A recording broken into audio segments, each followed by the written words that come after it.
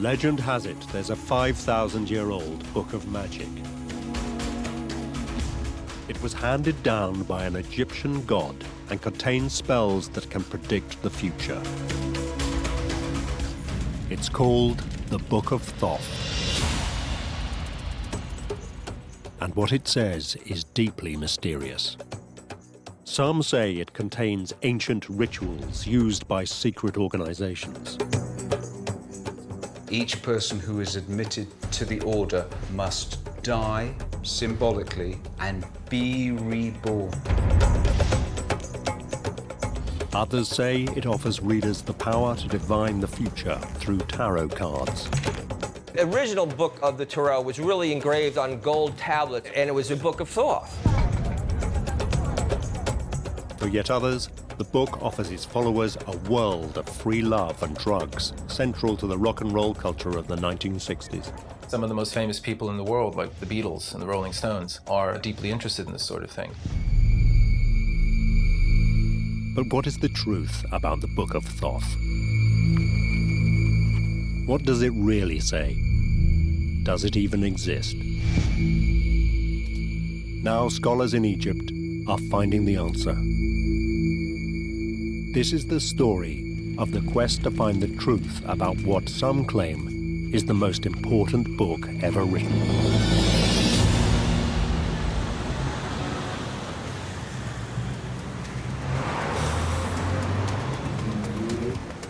Central London.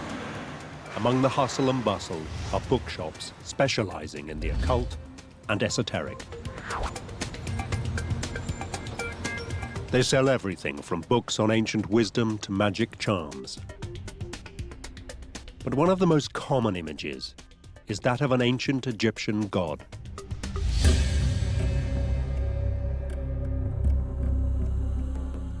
He's called Thoth, a strange figure with the body of a human and the head of an animal.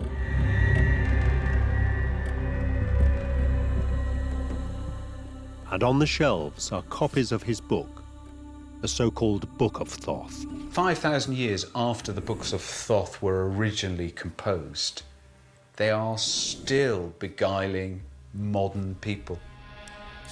I get asked to talk at conferences where the imagery above the stage, on the name cards, is a figure of Thoth.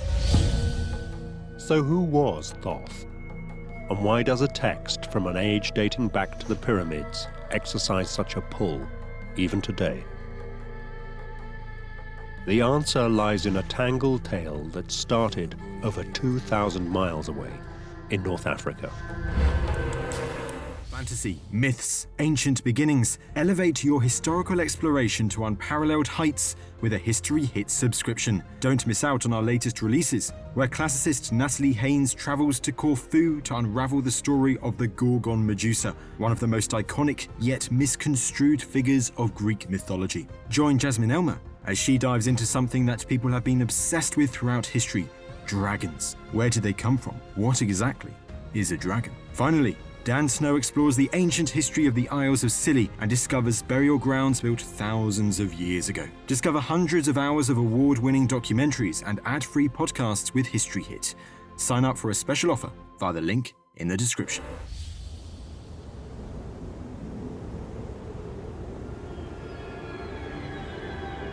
The Nile Valley. For years, at sites across Egypt, archaeologists have been uncovering what is probably the greatest civilization of the ancient world.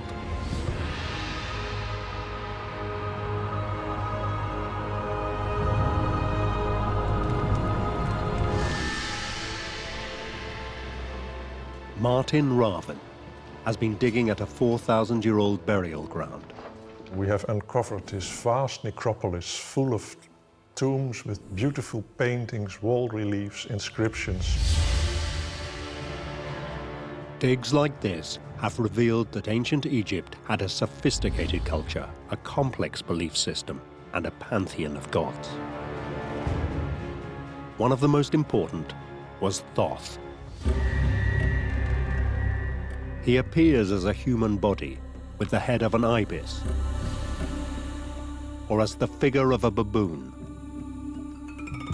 Ancient Egyptian gods were invisible, but if they wanted to manifest themselves to our poor eyes, they needed a bodily form. Many gods had a sacred animal that was thought to be connected with them.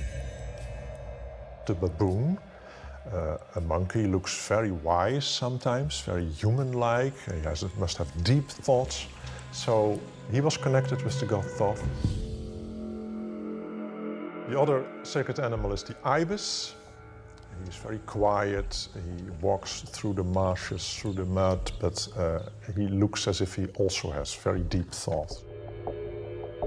To the ancient Egyptians, Thoth was a god with exceptional powers. Thoth was the secretary of the gods. He noted down what they decided. So he became the god of wisdom, sometimes also the god of healing, and the god of magic.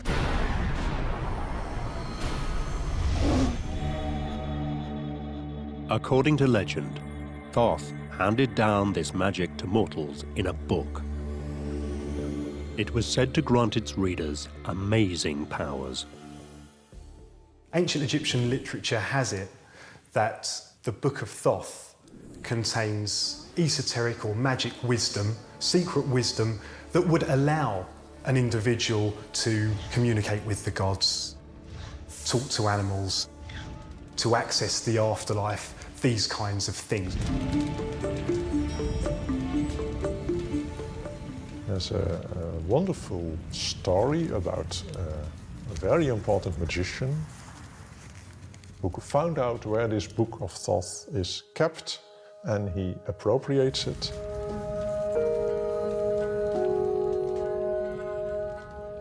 And he suddenly understands the language of other animals. And also he sees all the stars moving in the sky.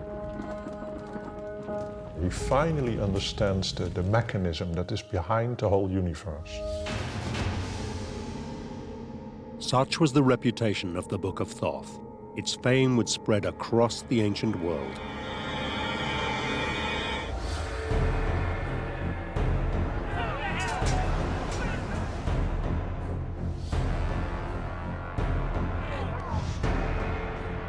In the 3rd century BC, the warrior king Alexander the Great invaded Egypt. The Greek occupiers were amazed by what they found. They were overawed by this ancient civilization with wonderful buildings, the pyramids, statuary, all of the fabulous stuff that we see today, but then it was in its full glory.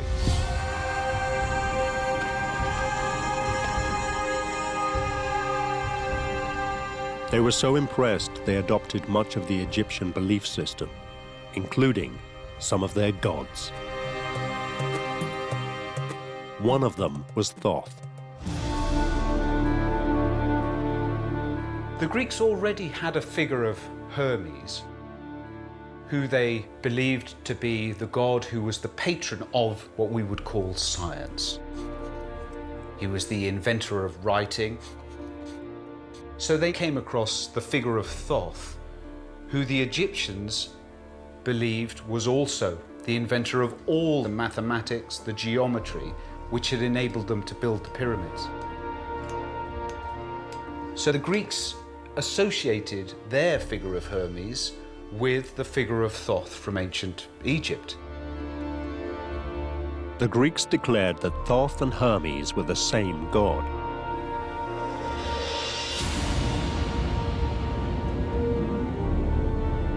It said they also adopted Thoth's book and created a new version, the Corpus Hermeticum. But as they did so, Greek influences crept in. The original Egyptian text and the new Greek text became confused. And so, as Greek culture swallowed Egyptian, Thoth's original text simply disappeared.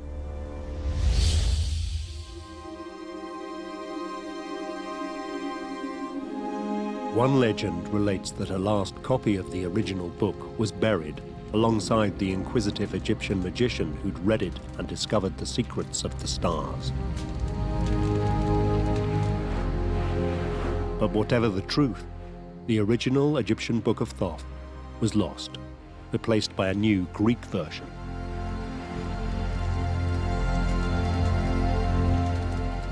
The original text would not be rediscovered for thousands of years.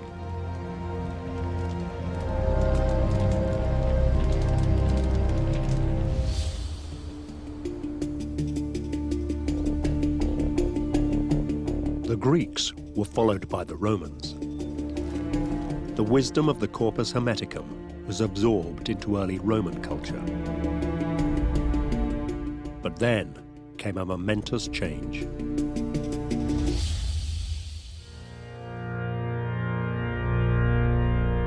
Christianity spread across Europe. References to pagan gods like Thoth and Hermes were banned.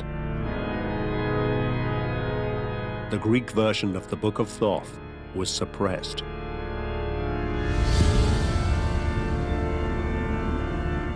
With the rise of Christianity, and especially with Christianity being adopted by the Roman Empire as the official religion, this older pagan philosophy gets wiped out.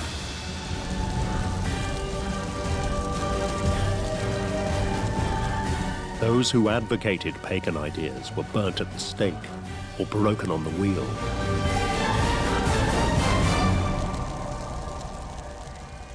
The general kind of ravages of intolerance and conquest led to the loss of the Corpus Hermeticum.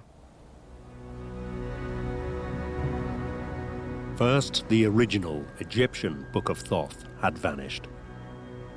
Now the Greek version, the Corpus Hermeticum, disappeared from sight too. Whatever had been written in the Book of Thoth seemed to have been lost forever.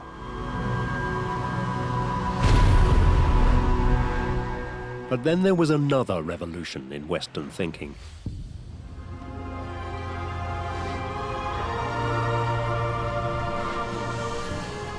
In the 1300s, the Renaissance arrived in Italy. It was a time of intellectual ferment and questioning.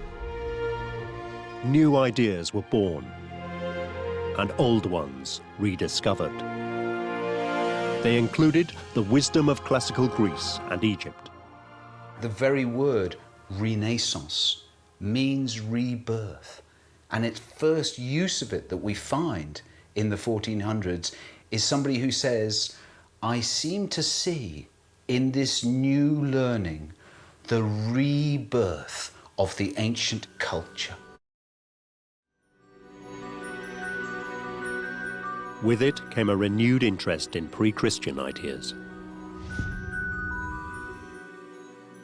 If you think of Botticelli's paintings, for example, of Venus and Mars, or the birth of Venus, these are pagan gods and goddesses which are being painted for the first time in Europe for 1,000 years. This new interest in the wisdom of the past included the rediscovery of the Greek version of the Book of Thoth, the Corpus Hermeticum. To the Christian culture of the time, it was an explosive find.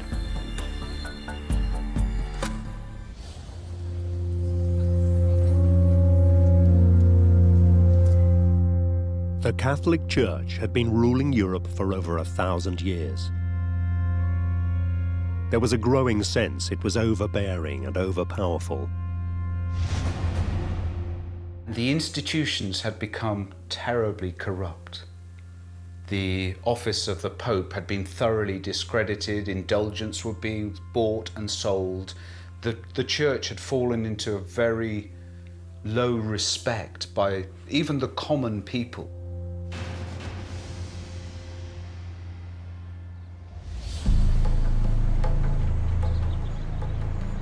There was a groundswell of opposition.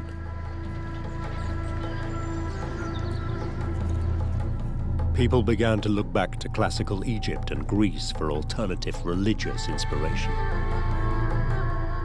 Somebody brought to Florence the books of Hermes, the Corpus Hermeticum, and the court of the Medici, still reeling from the discovery of Plato and the pre-Socratic philosophers, suddenly found themselves with these books of Hermes, the books of Thoth, for the first time. The Greek version of the Book of Thoth was translated into Latin and published in Italy.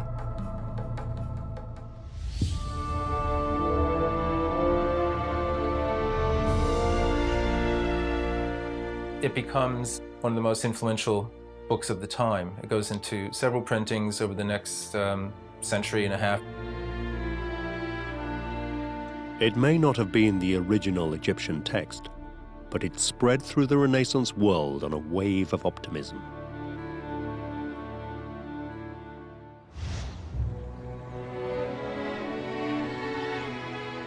What made the message of this Greek version of the Book of Thoth so exciting was its vision of man's place in the world. For those seeking to challenge the orthodoxy of the Church, it came as a revelation. It was a completely different view of mankind, not as a fallen creature who, after being booted out of the Garden of Eden, wandered, lost. The discovery of the books of Thoth was saying, no, man has an exalted position within creation. The message of the Book of Thoth seemed to be saying that man was more than a servant to the gods. Not only did he have the same powers as the gods, it was his duty to use those powers to create a better world, a more beautiful world. Thoth seemed to offer a new vision of the importance of man's place on Earth.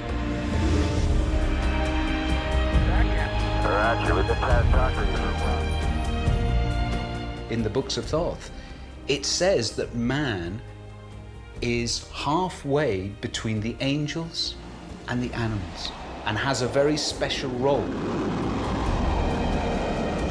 He is a co-creator with God. And he must create objects of beauty just as God has created objects of beauty.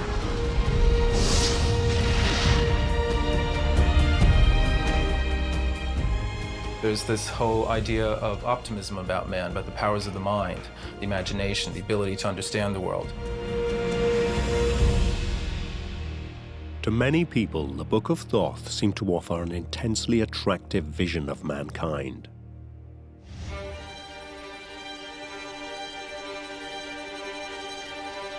What made this message even more powerful was its age. It seemed to come from a purer time, before the Church had been corrupted.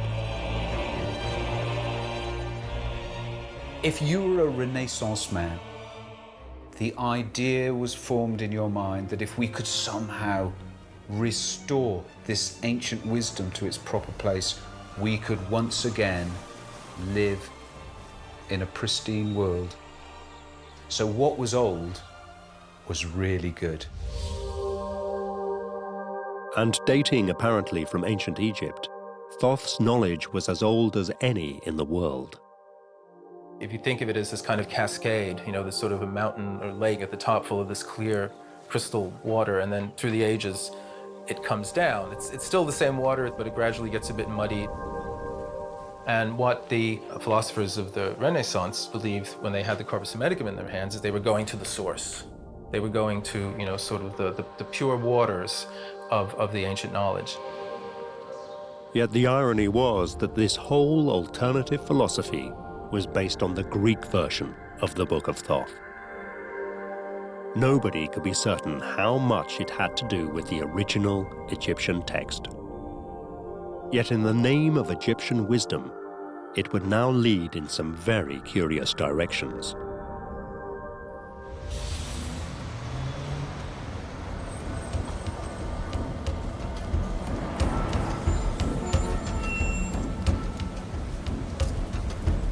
In the early 1700s, the first Grand Masonic Lodge was established in London. It would grow into the most powerful and successful secret society of all time. An organization of politicians and presidents, business and civic leaders.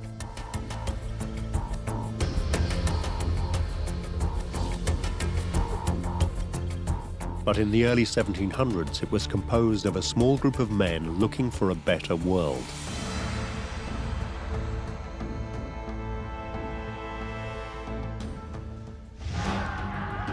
It was a time of war and intolerance. There was fighting between England and Scotland, Catholic and Protestant.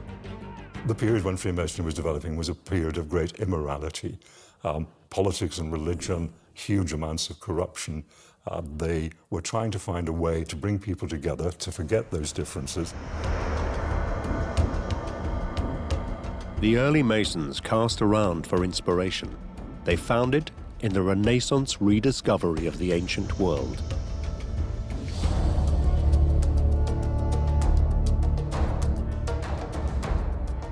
We may not be able to trace the historical linkages directly, but we can say that the rituals and the foundation purpose of Freemasonry stretches right back into ancient Egypt. Like Renaissance man before him, the early Masons were beguiled by Thoth's can-do vision of mankind. The classical world in Egypt was seen as the start of real civilization, where things like science, like mathematics, mathematics being the foundation of building, the Masons then saw that as the foundation of the art that they grew out of.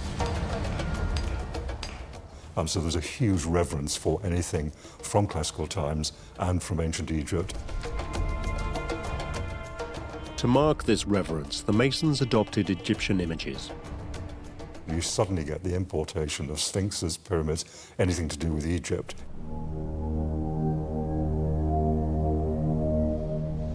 We're sitting in Freemasons' Hall in London, and lodge room number 10 there is a superb example of a restrained Egyptian architecture.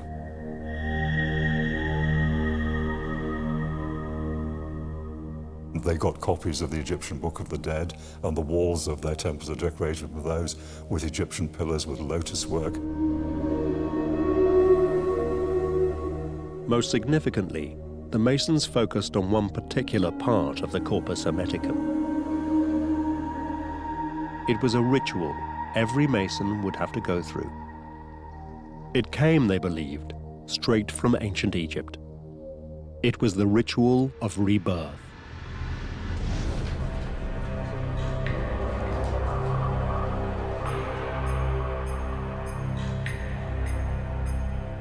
Each person who is admitted to the order must die symbolically and be reborn as a new person. And this idea of rebirth, it's central to the books of Thoth, to the Corpus Hermeticum.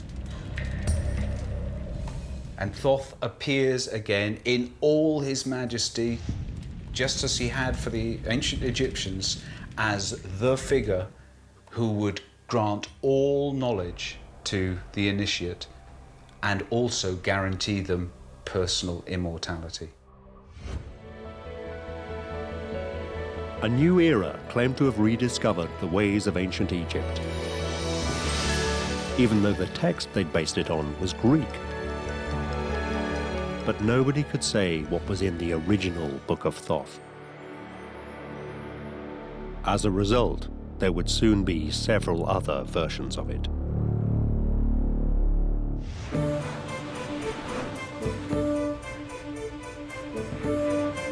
Paris, the late 1700s. As Freemasonry was spreading through Europe, something new was stirring in France. Antoine Coeur de Gébelin was a French-Swiss writer and thinker. Coeur de Gébelin who was an occultist. He was a Mason. In fact, he belonged to the same Masonic lodge in Paris that Voltaire belonged to, and he was friends with the King of France. So he was really connected. Coeur de Jabalain had two overriding interests. One was ancient Egypt. The other was card games.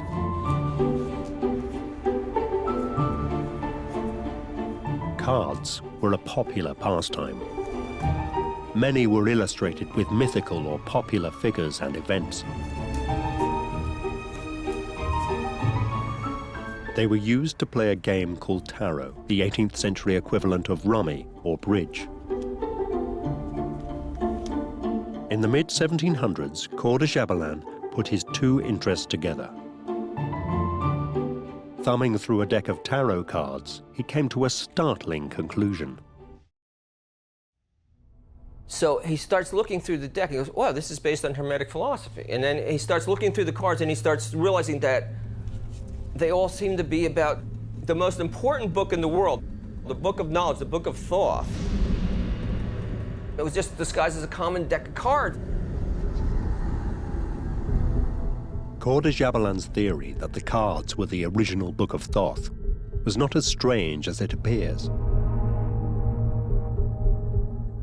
He knew that the Egyptians would have used hieroglyphics to write the Book of Thoth. Hieroglyphics are pictures, so are tarot cards. It therefore made sense to him that the original Egyptian wisdom of the Book of Thoth could have once been represented by pictures on cards. It just needed somebody with the insight of Coeur de Jabalain to discover it. So here we had this set of cards that were in pictures, but this could actually be this hieroglyphic book. So this could be the Book of Thoth. In 1733, Coeur de Jabalain announced his conclusions in a new book. It made the entirely novel claim that the Book of Thoth, lost for 5,000 years, was actually a pack of cards. He even claimed the word tarot derived from ancient Egypt. He said that the word tarot, he felt was an Egyptian word, which proved that the tarot was Egyptian. And he said that it was the Egyptian word tar-ra, which meant the royal road, being the royal road to knowledge, suggesting that it was the Book of Thoth. It didn't seem to matter at the time that nobody could read Egyptian hieroglyphics. Coeur de Jabalain believed he'd stumbled on a profound truth and discovered the original Egyptian Book of Thoth. His book would generate widespread interest.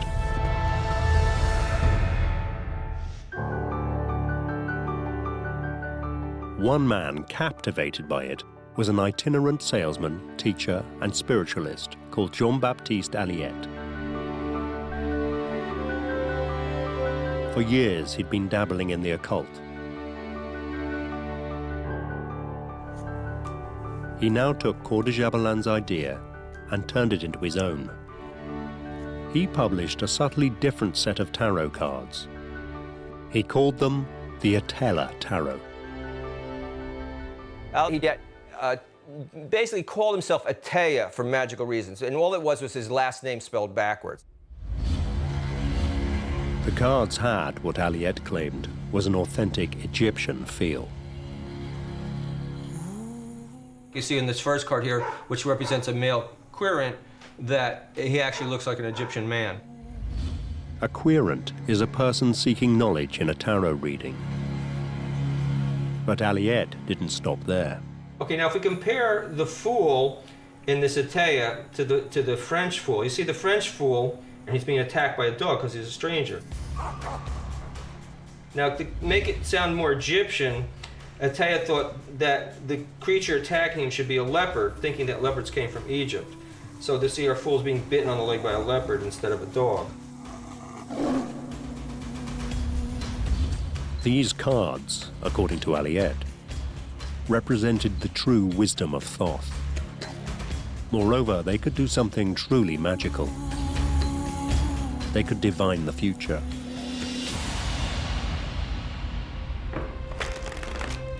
In 1788, Aliette formed a Society for the Interpretation of the Book of Thoth. It was a society dedicated to the reading of his tarot cards. Just going to go and look at the long-term up here. So what we've got here is definitely... Nearly 2,000 years after it had vanished, it was now claimed the original Egyptian version of the Book of Thoth had reappeared, thanks to the work of two Frenchmen. The legend of the Book of Thoth had taken another twist. But there would soon be yet another version of the book.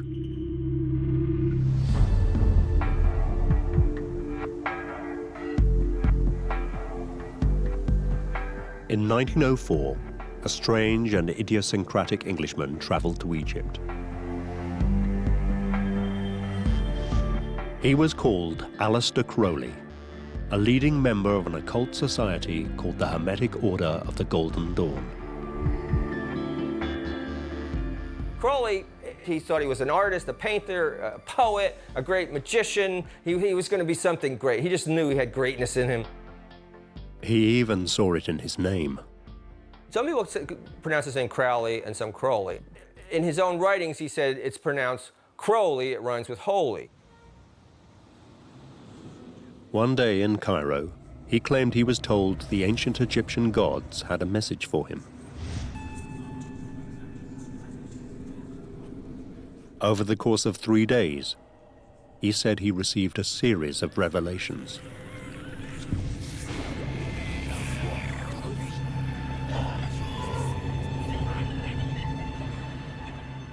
He sat in his study at his desk with his writing materials, and then this being came in that was sort of like transparent, and came and stood behind him over his shoulder, over his left shoulder, and dictated to him what to write, and he just wrote it down. Crowley had no doubt who was speaking to him. Basically, this is message coming from Thoth.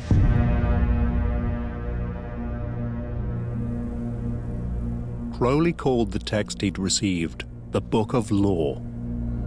If he was telling the truth, this was surely the most authentic version of the Book of Thoth ever.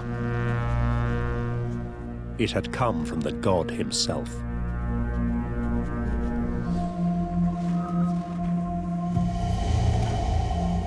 Crowley described it as a gospel for a new age. His version of the Book of Thoth consisted of a series of tenets. So line 3 says, every man and every woman is a star. And so now he's saying that we're all like stars. You see, we don't need one central being to give us direction, that we each can find our own direction. To this end, Crowley argued the most important tenet of his new Book of Thoth was "Do as thou will shall be the whole law." Thoth, in the shape of the Book of Law, became the basis of a new, freewheeling religion. Crowley called it Thelema. It was a religion in which almost anything went. Thelema means will, which of course what everybody talks about when they talk about Crowley. But it doesn't just mean will, it means like desire. It means including like sexual desire. Crowley's new version of the Book of Thoth put sexual magic at its center. And the sexual act became a sacrament. They practiced free love. They took drugs. They had visions. They were promiscuous. They had lots of children. He wasn't trying to con anybody. He really felt that he was somebody important. Finally, towards the end of his life, Crowley pulled his thoughts together. But it wasn't in a book. It took the form of another set of tarot cards. Crowley felt that the tarot cards were this whole message of everything he was trying to get across, this whole philosophy of Thelema. He published them as yet another version of the Book of Thoth. Thoth's book, originally written on papyri, had gone through another metamorphosis. Now it seemed a justification for, among other things, some very strange sexual practices. Crowley died in 1947, but his legacy would be carried on by a new generation.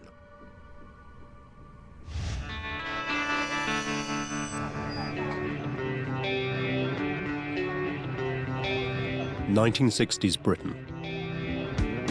Crowley's version of Thoth was adopted by the rock and roll counterculture. His face even appeared on the cover of the Beatles' Sgt. Pepper album.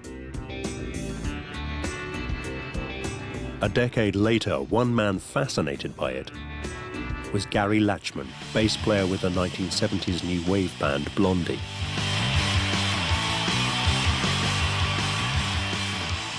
Some of the most famous people in the world, like the Beatles and the Rolling Stones, are deeply interested in this sort of thing.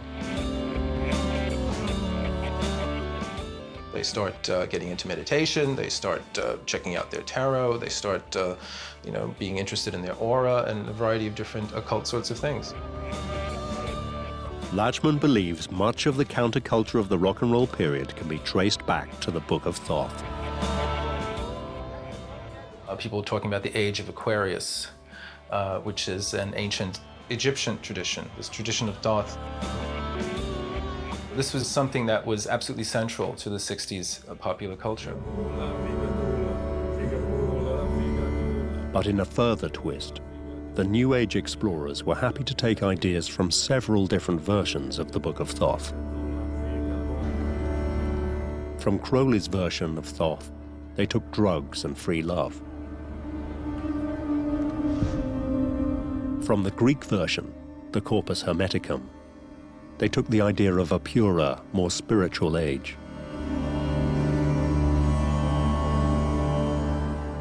I believe the enduring attraction of the figure of the god Thoth, the philosophy associated with him, the ideas, is that it is this intuitive sense we have that life is deeper and more complex and stranger than what the official accounts tell us, whether that be science or the church.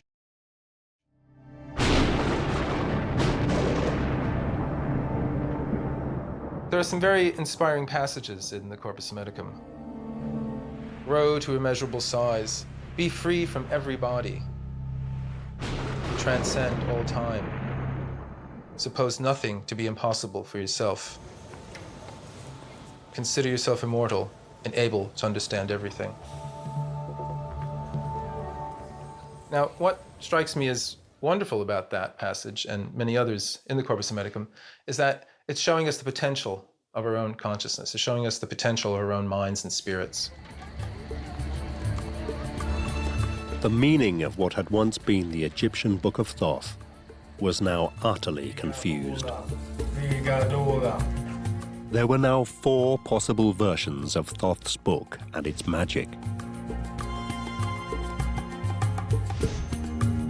The ancient Greek version, the Corpus Hermeticum, translated into Latin and taken up by the Renaissance. Aliette's 18th century version, a pack of tarot cards claiming to authentically represent the Egyptian hieroglyphic text. Crowley's sexually licentious version, a deck of tarot cards coming, it was said, in a message from Thoth. And a 1960s version which mixed several of the earlier versions and came up with something different yet again.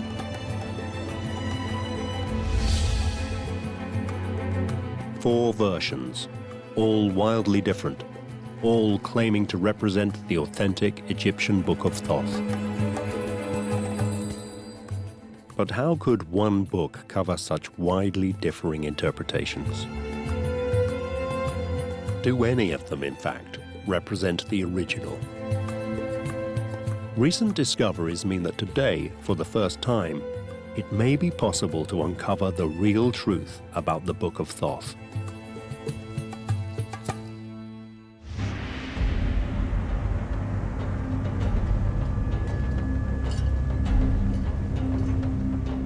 For over 100 years, archaeological digs have been uncovering the mysteries of Egyptian civilization.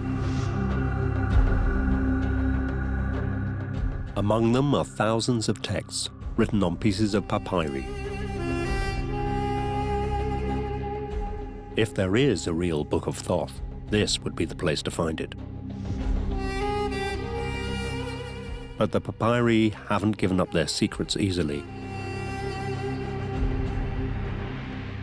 They're written in two different Egyptian scripts, some in hieroglyphics, some in a variation known as demotic. For centuries, no one could read either script. They were only finally cracked in the mid-1800s, with the help of one of the most extraordinary objects ever found.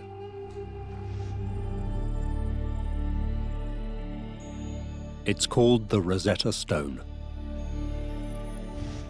It had the same decree written in 3 different scripts: hieroglyphics, demotic, and ancient Greek. Before the discovery of the Rosetta Stone, people didn't know how to approach hieroglyphs. Essentially, they were just little pictures, and so people would try and describe what they see, treat them as symbols. In other words, the bird is in the house with the man, etc., etc. This didn't really bear much relevance to what the Egyptians were actually trying to say. The Rosetta Stone changed all of that. The Greek section could be translated. The hieroglyphic and the demotic sections said the same thing. So scholars could work back from the Greek and work out what the hieroglyphs were saying. That cracked the code entirely. Thanks to the Rosetta Stone, scholars are now able, little by little, to work their way through thousands of fragments of papyri. It's produced some intriguing results. As the fragments have been assembled and translated, Egyptologists have found explicit references to a Book of Thoth. There are also references to magic.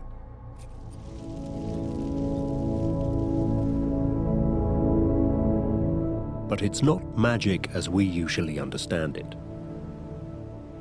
People thought that it is a miracle that the moon doesn't fall down to the earth or even the sun, that there's a change of day and night. So the magic of the Book of Thoth doesn't help you read the future. It's simply a way of understanding the world. Magic is a way that we can make sense of the unseen world. So things like the seasons rolling, day turning to night and back to day again, illnesses as well, all of these things that you can't really pinpoint a cause for. You could be alive one day and dead the other. And that explains that people were really looking for help in every area they could get it. And that's why magic was so incredibly important to them. There are also references in the papyri to spells. But again, these are not spells as we normally understand them. They are not magic.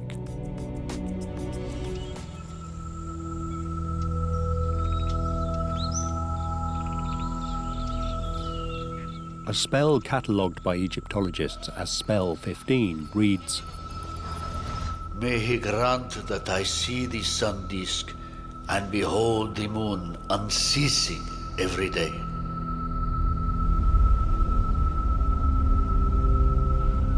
Spell 31 deals with a common menace. Get back. Retreat. Get back, you crocodile. Do not come against me, for I live by my magic.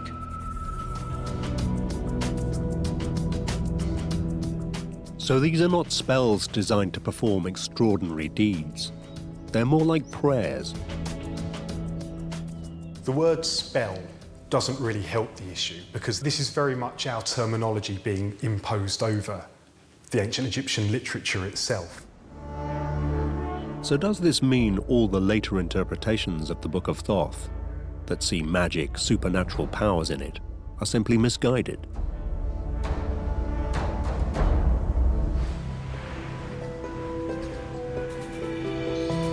Gradually, it's becoming clearer what the Book of Thoth is, and what it isn't.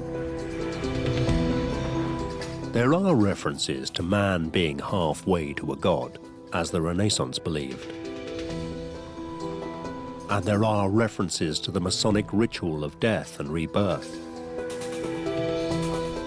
These clues suggest the Greek Corpus Hermeticum did contain some of the original Egyptian thinking.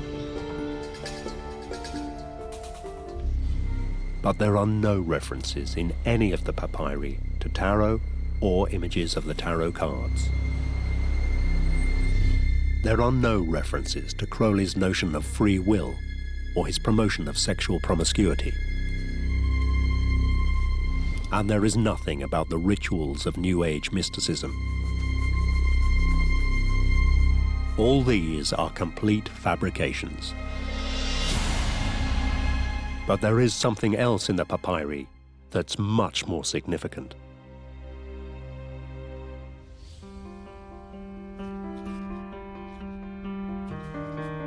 Today, scholars question whether the Book of Thoth ever existed as a physical object.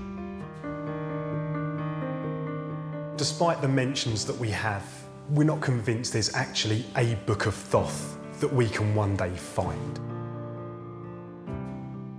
Essentially, the references to a Book of Thoth or the Book of Thoth seem to be metaphors for the collection in its entirety of ancient Egyptian religious literature.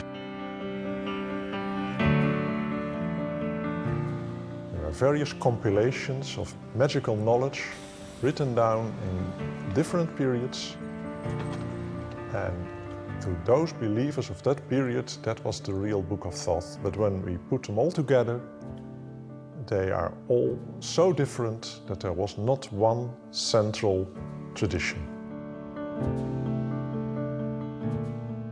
The Book of Thoth never existed. So does that mean the legend of Thoth and his magic book will disappear? It seems unlikely. In 2002, a BBC poll named Crowley the 73rd most influential Briton ever. And a new generation is adding to the legends of ancient Egypt. New films and video games draw on ancient Egypt.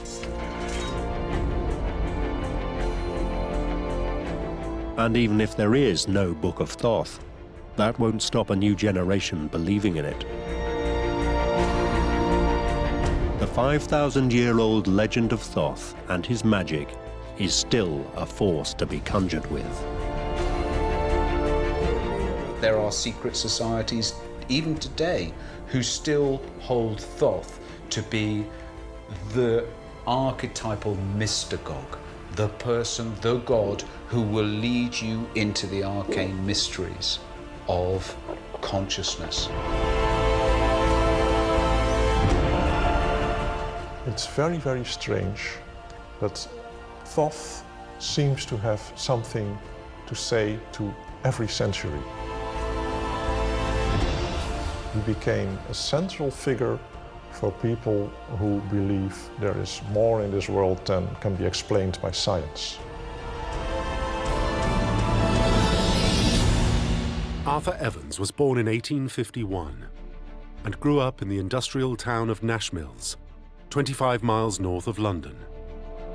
His father, John Evans, was a rich paper mill owner, but his real passion for geology made him one of the most distinguished scholars of the age. Young Arthur showed no signs of inheriting his father's intelligence, and when his mother unexpectedly died, the boy retreated into a world of imagination. He was gripped by tales from ancient Greece, and his favorite hero was Theseus, the Minotaur slayer. The Minotaur was the monster son of Minos, the king of Crete. Minos had defeated the king of Athens in battle, whose forfeit was to feed the grisly beast with the flesh of boys and girls. His body was a man's, but his head was the head of a bull, and his teeth were teeth of a lion, and with them he tore his prey. Prince Theseus, the son of the king of Athens, was determined to end the contract, and by killing the Minotaur, win the love of his father. But Minos had hidden the beast in a labyrinth beneath his palace. People went in, but no one ever came out. He went down winding paths, among the rocks, under caverns and arches, over heaps of falling stone. At the heart of the lair, Theseus found the Minotaur.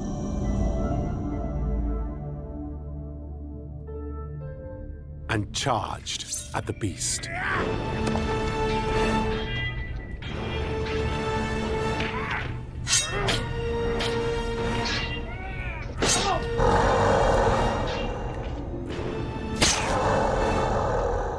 And drove the keen sword through his throat. The Minotaur was dead. Theseus escaped into the sunlight. Young Evans had no idea the story would lead him to make one of the greatest discoveries of the 20th century.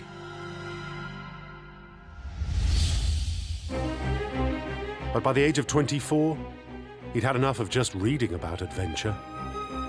He wanted to live it himself, to make his own mark on history. His father, the great John Evans, had set the bar high with his discoveries of Stone Age Britain. All sons of great men struggle, and they struggle under their father's shadow, and I don't think Evans is any exception to that. Evans was referred to as Little Evans, so I think this may have been a bit difficult for him. Evans was determined to find a way to prove himself. He sees himself as kind of an adventurous character out of a novel almost, because he's heading off for adventure, and he knows that it's going to be quite dangerous. So he set off for the most treacherous place he could think of. The Balkan states of Eastern Europe, ruled by the crumbling Ottoman Empire.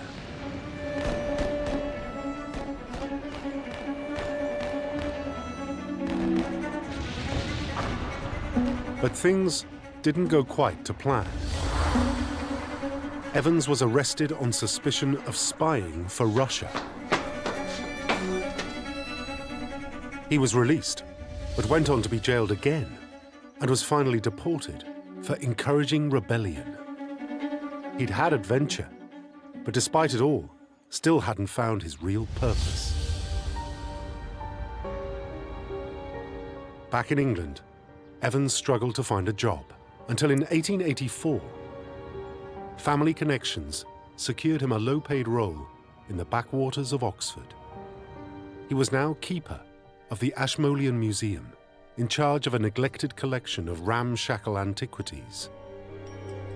Action would be thin on the ground, but it was the ideal place to indulge his passion for ancient history, and, he hoped, find a subject to study that might enable him to match the achievements of his famous father.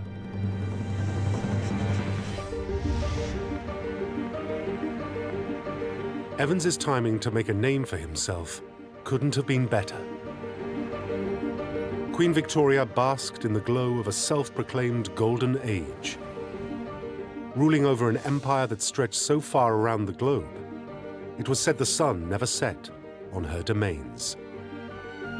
Britain saw itself as the intellectual capital of the world, inventing the steam engine, the telephone,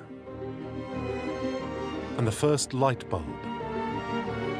Engineers like Isambard Kingdom Brunel were pushing the boundaries, with architectural feats like Paddington Station, the world's first underground railway, and the largest ship ever built, the Great Eastern. Scientists around the world were making headline news. Chemists were filling the periodic table, with new elements at a rate of almost one a year.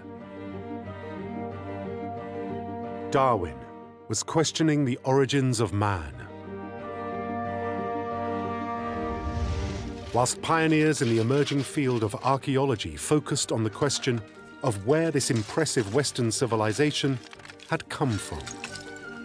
This is a moment when European countries, feel very powerful, and intellectuals turn toward historical questions with a kind of confidence or desire to organize the past. People want to systematically explore what's underneath the ground. At the time, most people believed classical Greece was the birthplace of Western civilization. Around 500 BC, the Greeks had invented an advanced culture. They'd influenced every European civilization since. The evidence was everywhere. Buildings, statues, art, literature, mathematics, science, as well as big ideas about the universe, democracy, crime and punishment. Some people doubted these had existed in Europe before the Greeks.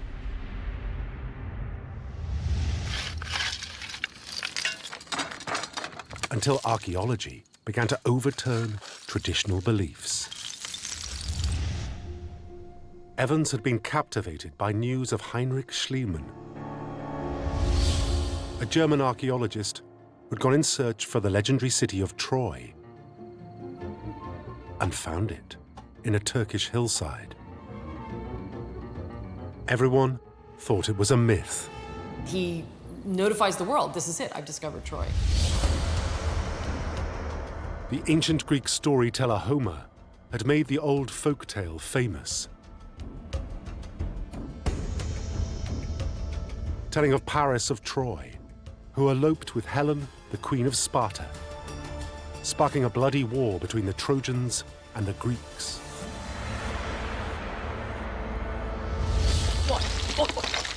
And this is really the first moment when anybody starts to believe that these myths that survive from the classical period aren't just myths, but are based somehow in history. That myth might be real created a press sensation. But Schliemann didn't stop there.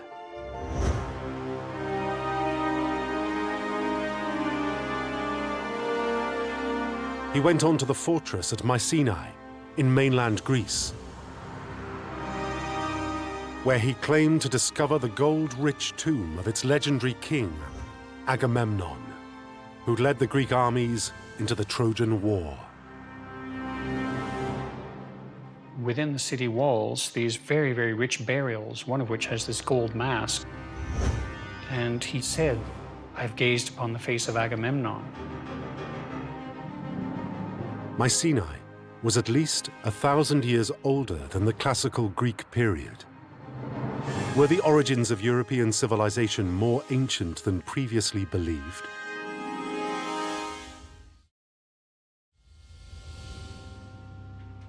He confirms that there is a physical historical reality upon which these Greek myths are based, and that is extraordinary. Evans wasn't convinced Schliemann's discoveries were enough to rewrite the history books. So in 1883, he went to see the famous treasures for himself. But Evans quickly saw Schliemann was onto something. The treasures were clearly made with extraordinary skill. Coupled with impressive architecture and art, this was evidence of an ancient high culture. You can see he's starting to realize, wow, wouldn't it be great to find a pre-Greek civilization that was the foundation of the classical era? But Evans knew Schliemann was missing something vital, something all sophisticated societies had: writing. Schliemann was looking for Mycenae rich in gold. He found the gold. Schliemann wasn't looking for script. History was defined by what had been written down in the past. Anything that had happened before writing existed was just folklore. If the stories of ancient battles and mythical kings had been real, the people alive at the time must have had writing to record it. They'd have needed text to build palaces and fortresses, to make impressive jewelry. Amongst the rubble of Troy and Mycenae, there had to have been a script. Without it, there was no historical proof the Mycenaeans were the founders of European civilization, instead of the classical Greeks. A couple buildings, a tomb, that's nice. Without a language, what do you have? Not a whole lot.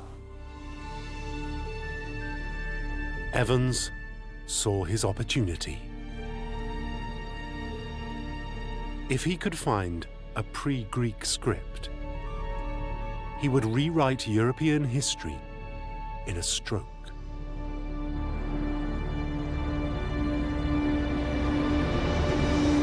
And he would no longer be Little Evans. He would secure his place alongside his distinguished father. Schliemann is getting all the headlines. His father had gotten all the headlines. I think Evans wanted to get his own headlines. And so began Evans's quest to find the origins of Europe's high culture. It was a journey that would draw him into his favorite childhood story. If the Trojans, the Mycenaeans, and King Agamemnon had been real, was the Minotaur legend based on fact too? All these characters are real. Is Theseus real? Is the Minotaur then real?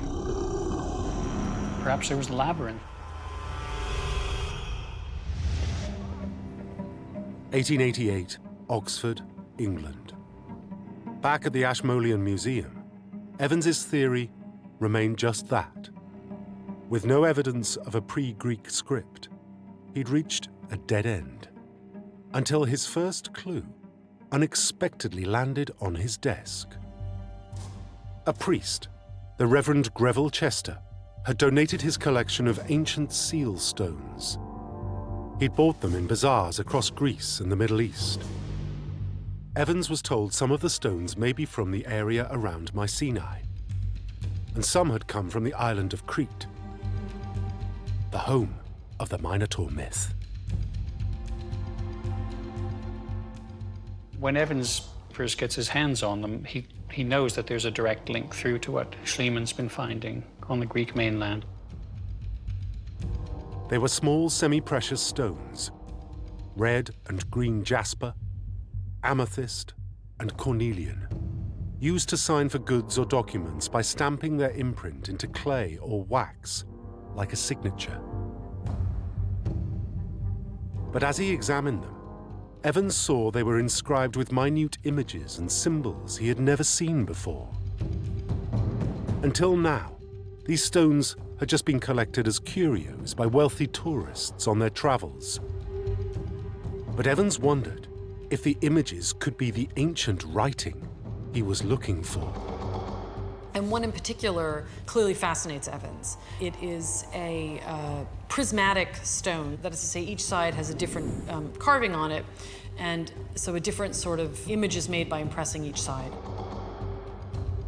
Evans spends a lot of time looking at this, and this is, I think, one of the pieces of evidence that builds the argument in Evans's mind that there is a language to translate. The stones were an intriguing clue that writing may have existed before the classical Greeks. But Evans knew he'd need a lot more stones if he was going to identify a complete script. And he needed to prove, if it was a text, it was older than the Greek alphabet.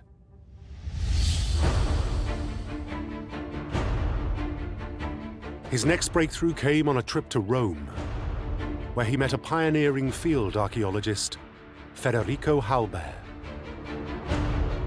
He was an expert on the island of Crete. He told Evans that Cretan farmers regularly dug up ancient seal stones. All were inscribed with mysterious imagery and were worn by locals as necklaces.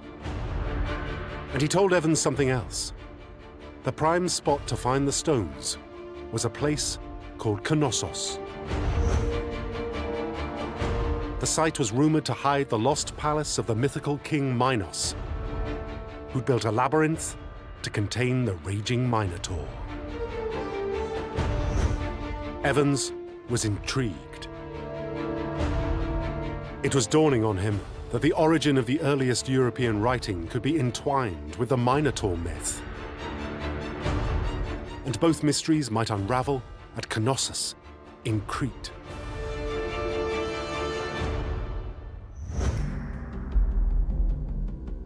But before he could even think about a dig, he wanted to decode the seal stone's secrets. And to prove the symbols were from a pre-Greek civilization, he needed more of them. A trip to Athens had paid dividends. He'd found stones just like the museum's gems in a flea market near the Acropolis. The merchants insisted they'd come from Crete. Evans was puzzled by the symbols. He could see pictograms of animals and people, as well as more abstract symbols that appeared in groups. All like Egyptian hieroglyphs, but quite unique. He had no way of telling which way they were read, or what they said. But was he looking at a pre-Greek language? He knows that they have something to say. They're going to tell a big story, and he wants to be the person to tell that story. Evans had to take his research one step further, and that meant going to the source of the seal stones, Crete.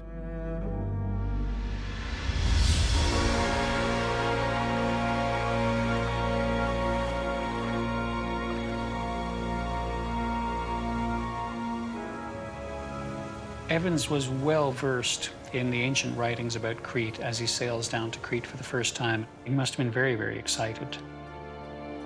And as you come in from the west, he could actually see this landscape that he'd heard about from the ancient authors. After 6 years studying the seal stones, Evans climbed the hill at Knossos in search for the remains of the legendary palace of King Minos, the home of the dreaded Minotaur. You know, it's in the middle of an olive field. Things do grow over. It sort of looks like an abandoned archaeological site. He jumps down into one of the trenches. These were very deep trenches. Down in the bottom, he finds the walls.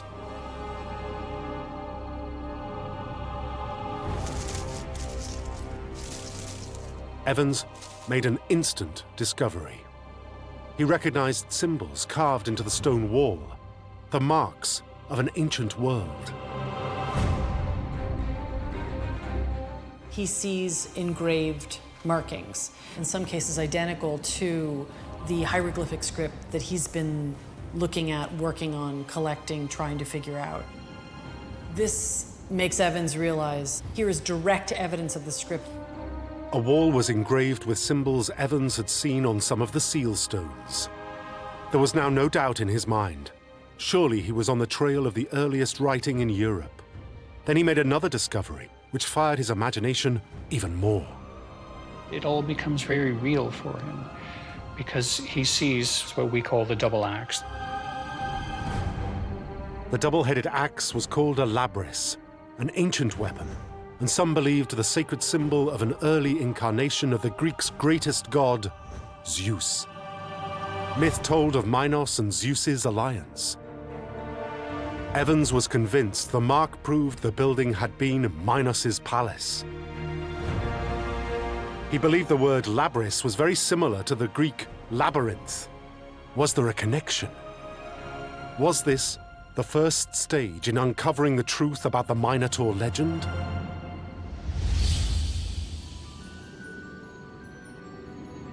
Evans, a man of science, found himself becoming bewitched not just by the quest to find the origins of European civilization, but the desire to find out the truth behind the myth.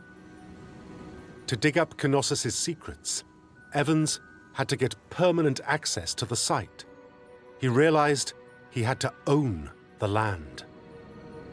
As Evans stood on the hill at Knossos, he realized that if he was going to beat out all the other suitors, he had to own it. As he'd done with the seal stones, he had to own the artifact of the site itself.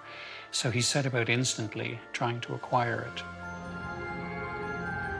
Evans left a local agent to land the deal and returned to Oxford to make an announcement.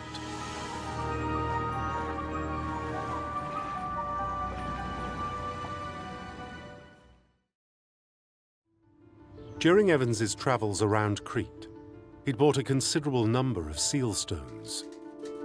With more symbols to analyze, he'd managed to identify more than 80 different characters. And he suspected he'd found not one, but 2 variations of an early script. He presents a paper basically saying that this is the earliest script in Europe. And so it's a huge, huge coup. Evans had identified pictograms on some seal stones, images to signify animals and objects. But other stones had abstract symbols engraved in a line, a linear text.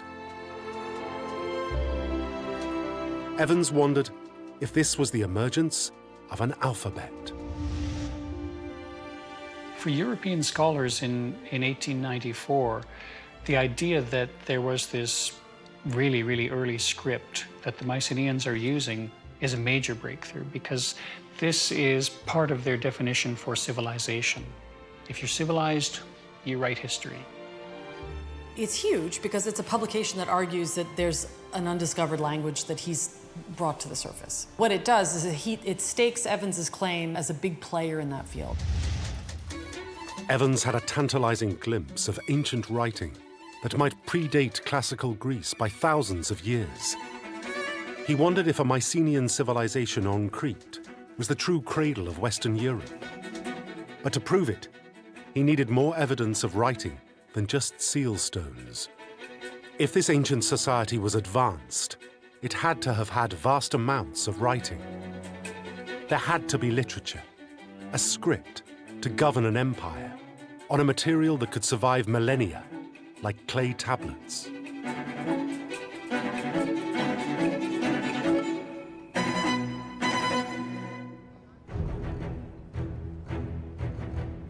Evans waited for news on his land sale. War was now brewing over Crete's independence from the Ottoman Empire. But he was undeterred. On the 6th of May, 1896, he paid out £235 for a quarter share of Knossos, equivalent to £22,000 in today's money. By law, he could now force the other owners to sell their shares and become the outright owner of the site. There is a great sense of luck about Evans being there at the right time and having the money to buy the land at the right moment. And I think time and chance was everything as far as Evans was concerned. Nobody else can come in and take the prize away from him. And so this is a huge moment for Evans. This is going to be his big discovery. This is what's going to turn him into Schliemann. The Cretan conflict forced Evans to suspend his plans for 2 years.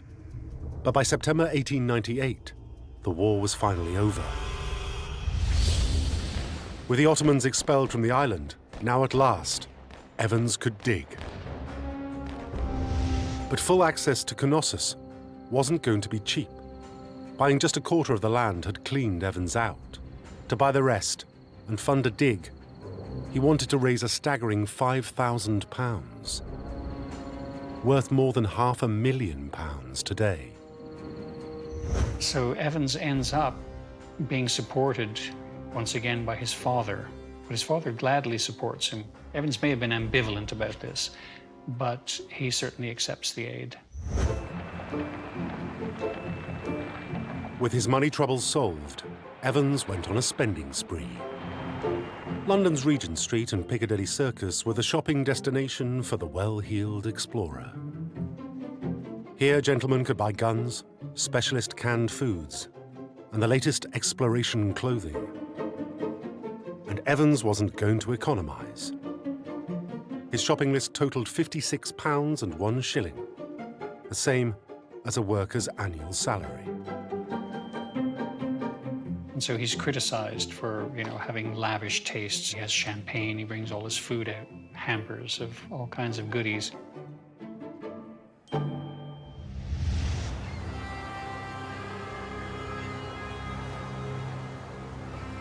(1900), Crete. After a long voyage by ship, Evans stepped ashore. He was now the outright owner of the site. But after 16 years as a museum curator, he was completely out of his depth. Evans knows that he doesn't really have the digging expertise required to handle such a huge project. He may have felt a bit daunted by the whole thing. He needed somebody with experience. Evans needed someone who spoke the local languages, could manage a vast number of workers, and document any finds. He knew the right man for the job. So Evans sent a telegram to Duncan Mackenzie, and Mackenzie replied, yes, on the next boat, as it were. It was all very, very last minute. And the contrast between the two men couldn't have been greater. Duncan Mackenzie shows up, and of course he's the exact opposite to Evans. Evans is a diminutive, brunette aristocrat. Duncan Mackenzie is a tall, red-headed Scot who loves drinking with the locals. Unlike Evans, Mackenzie was an expert in the field. He'd spent years working as an archaeologist in Greece and spoke the language fluently. And unlike Evans, who had a degree in modern history, Mackenzie had studied philosophy and archaeology at university.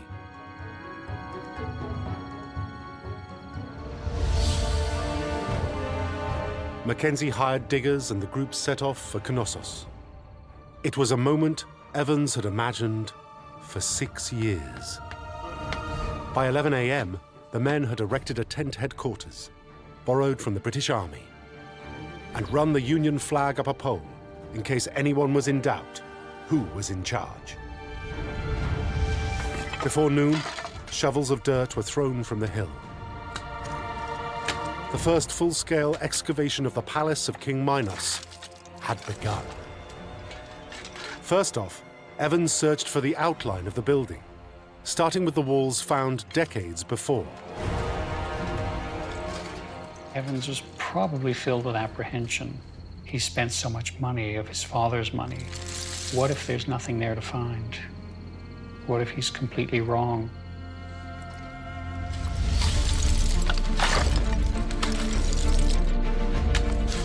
But as soon as Evans dug virgin ground in his second week, he hit the jackpot.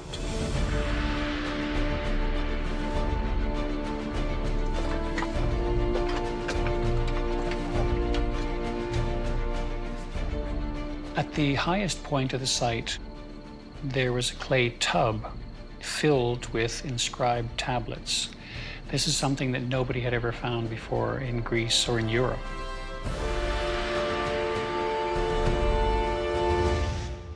Evans discovered hundreds of clay tablets, many in pieces, inscribed with writing, a similar text to the seal stones, but far more advanced. Evans called it Linear B. It's on a clay tablet, so it's not inscribed in stone. This indicates that there is a sort of a everyday use of language. He recognizes some symbols, but not all of them. He realizes that it's even more complex than he thought, which is, of course, thrilling to him. And critically, a discovery of pottery meant Evans could date the clay tablets. On the same day, they find a stirrup jar. A stirrup jar is a very specific kind of a pot that Schliemann had found many of at Mycenae. So it absolutely unequivocally connects the culture that Evans is digging at Knossos with what Schliemann has found at Mycenae. The pottery was the same style as the Mycenaean finds on the mainland, and dated to roughly 1400 BC. Linear B was at least 900 years older than the writing of classical Greece. For Evans, this was proof the Mycenaeans on Crete had invented Europe's high culture, not the more recent classical Greeks.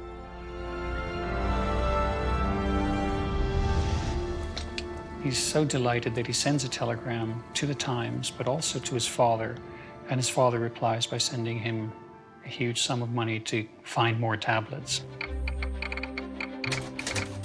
The Times newspaper made the discovery public. And Evans's father was so proud, he wired a staggering £500 to his son to upscale the dig. But however grateful, Evans was anxious his famous father's support might cast a shadow on his rare moment in the spotlight. Arthur Evans writes back to his father and says, thanks, and this is very good. He said, however, this is my excavation, and I have done this. This is my find. It's good to keep this in the family, but let's remember that this is mine. This was something that could not at all in any manner be connected with his father's accomplishment or status, but it was something he had made by himself. John Evans's money was put to good use, and more tablets emerged from deeper in the ground. But Evans saw the writing on these clay tablets was different from Linear B. It seemed simpler and even older. He called it Linear A. Was this the missing link in the story of the script? Did Linear A bridge the gap between the symbols on the seal stones and the Linear B text? Evans was sure he discovered 3 stages of writing, developed by Europe's most ancient civilized society. It was an extraordinary feat and a personal breakthrough. Finally, he'd matched his father's achievements. He was now his own man. He's making the sort of discovery that allows him to rise up shoulder to shoulder with his father. But Evans was determined to go further. He wanted to reveal the root of the myth, too. He wanted to find the labyrinth and the Minotaur. 3 weeks in, the diggers were excavating a room filled with rubble when they discovered a fragment of a wall painting, a bull's hoof. And this, of course, for Evans is the Minotaur. This is where Theseus went in to fight. You have the tangible evidence that you're holding in your hands that links through to the mythological story. It was Evans's first glimpse of what could be a Minotaur. But where was the mythical king? In the same room, Evans made an even more remarkable discovery. Embedded into the opposite wall was an imposing stone chair. He says, I have found the first throne of Europe. Thrones of Europe are important things, and Evans has found the first one. It must have been an extraordinary confirmation of Evans for all the risks he had taken. For Evans, its owner was beyond doubt. It's become the throne of Minos. It's the labyrinth. Everything has to do with Minos. Minos and the Minotaur and Theseus. But so far, no labyrinth.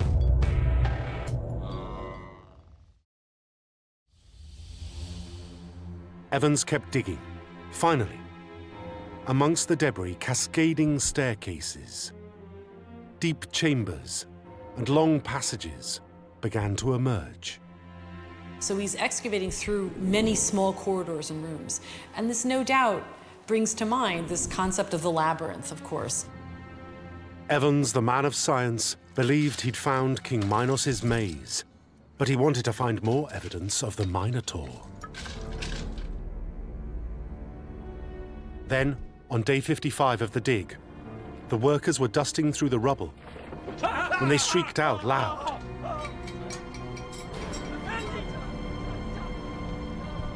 They find the relief head of a bull fresco where the bull is bellowing with the tongue hanging out, and they leap back and they're horrified because for them this is an image of the devil.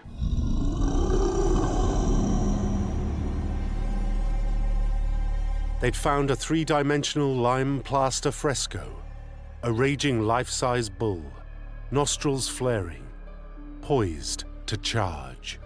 Evans sees this as really a confirmation that this is the head of the Minotaur. This is literally, in 3 dimensions, an illustration from the mythological past. It's bringing that mythological interpretation of the site closer to the archaeological remains.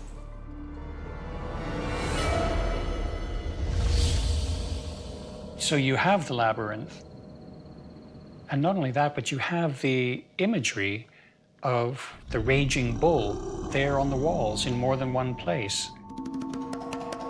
The public must have been completely blown over by this.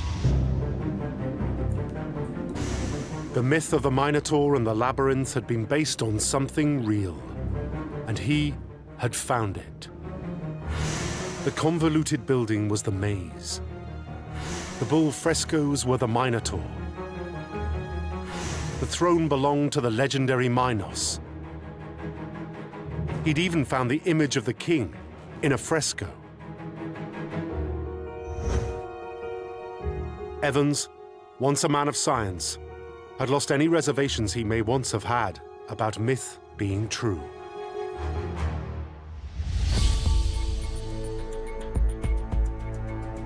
It took Evans 31 years to expose the colossal building at Knossos. Covering an area of 22,000 square meters, it was the size of 3 football pitches.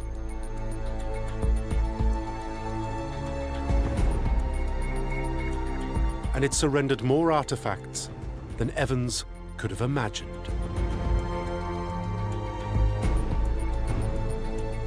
Knossos was an engineering marvel, with a vast central courtyard, a grand staircase, and one of the oldest and best preserved ancient roads in Europe. A complex system of aqueducts, a sewage system, even the world's first flushing toilet.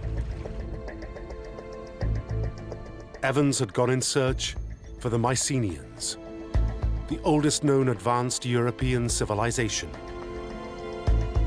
But as his work on Crete progressed, he realized he'd found an even earlier society. He called the people of Knossos the Minoans. They were a highly sophisticated people who'd flourished from the 27th century BC, many hundreds of years before the Mycenaeans had existed. The writing of Crete had to be Minoan. In 1911, Evans was awarded a knighthood for services to archaeology.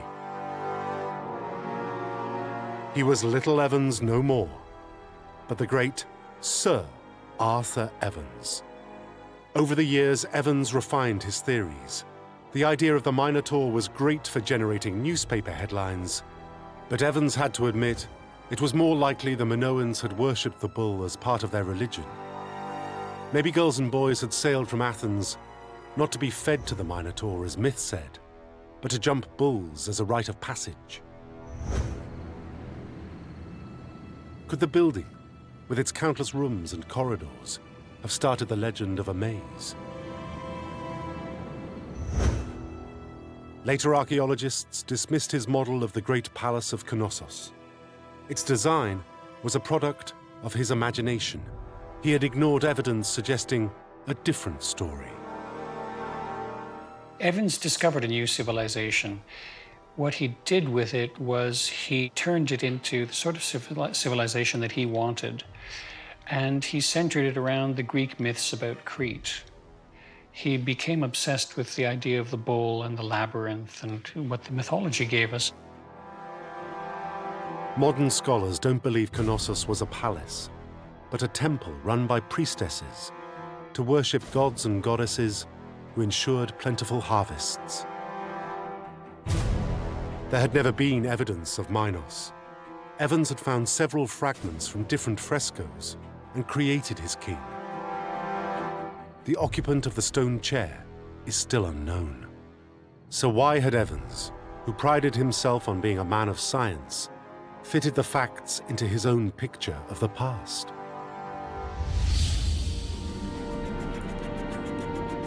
Had he subconsciously acted out the true meaning of the Minotaur legend?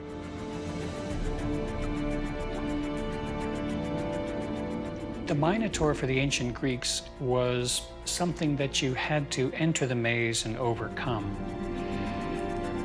In a sense, it was a part of themselves. Had Evans lost his objectivity because of his psychological need to supersede his father? Had he and his hero Theseus been driven by the same desire to win the admiration of their father? Yes, I will make him love me, for I will prove myself worthy of his love. Probably what the Theseus myth is telling us about is going into a dark place, confronting this wild and untamed part of yourself, and then bringing it down, basically.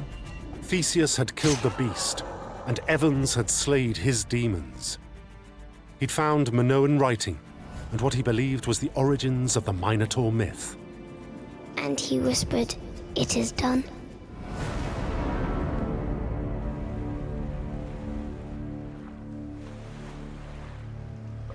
Evans made mistakes, but he was the first to recognize the importance of the seal stones, and his discovery of written clay tablets transformed our understanding of the origins of European civilization.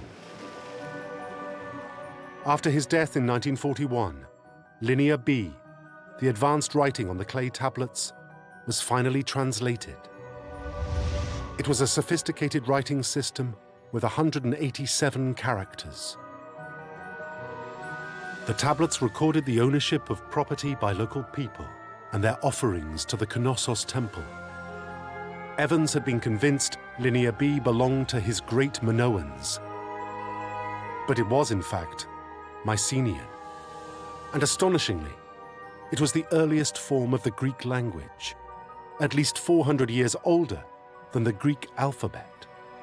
But why was the writing Mycenaean rather than Minoan?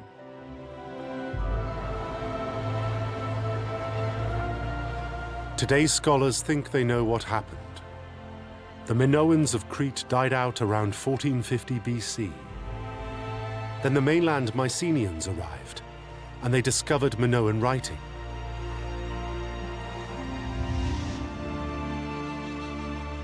The Minoans had been writing for centuries. Their script started as pictograms and hieroglyphs engraved on seal stones, and evolved into a more complex text written in lines, Linear A.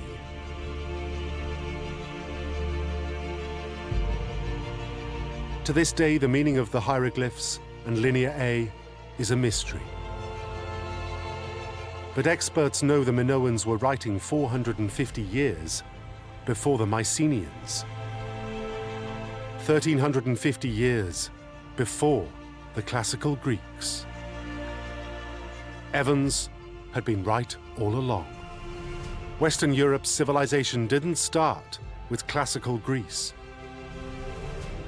It didn't even start with the Mycenaeans.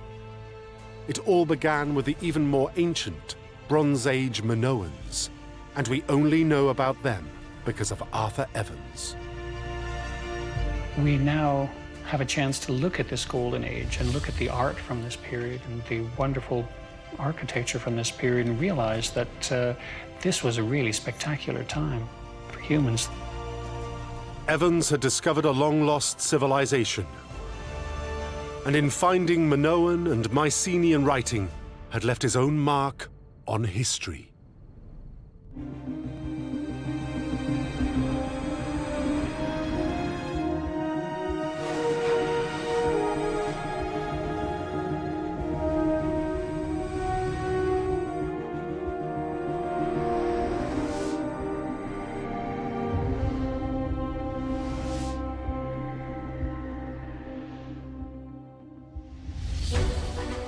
Homer's Iliad.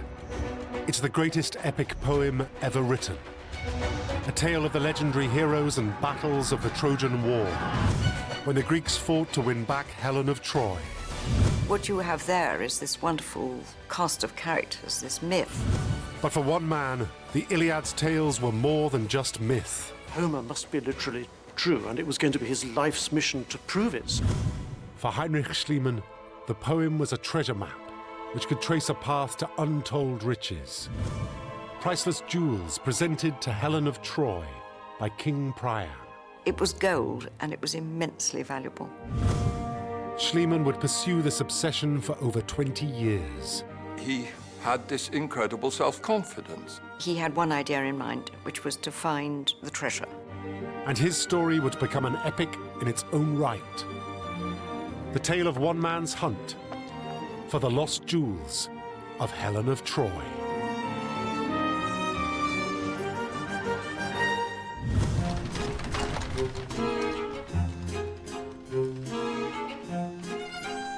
In 1866, the man who would devote his life to finding Homer's Troy arrived in London. Heinrich Schliemann was a rich German businessman with an appetite for travel and an insatiable curiosity. Schliemann found London poised at the edge of an intellectual revolution. Charles Darwin had rewritten human origins, and his findings had stirred a new wave of curiosity. It was certainly true that the timing for Schliemann was perfect. There was a huge interest in prehistory spreading around the archaeological world. Until now, European civilization was thought to have begun with ancient Greece. But there was a growing sense that its origins might have been far earlier, that an ancient human past was just waiting to be found. In Schliemann's day, people had very little idea that there was much prehistory before classical Greece.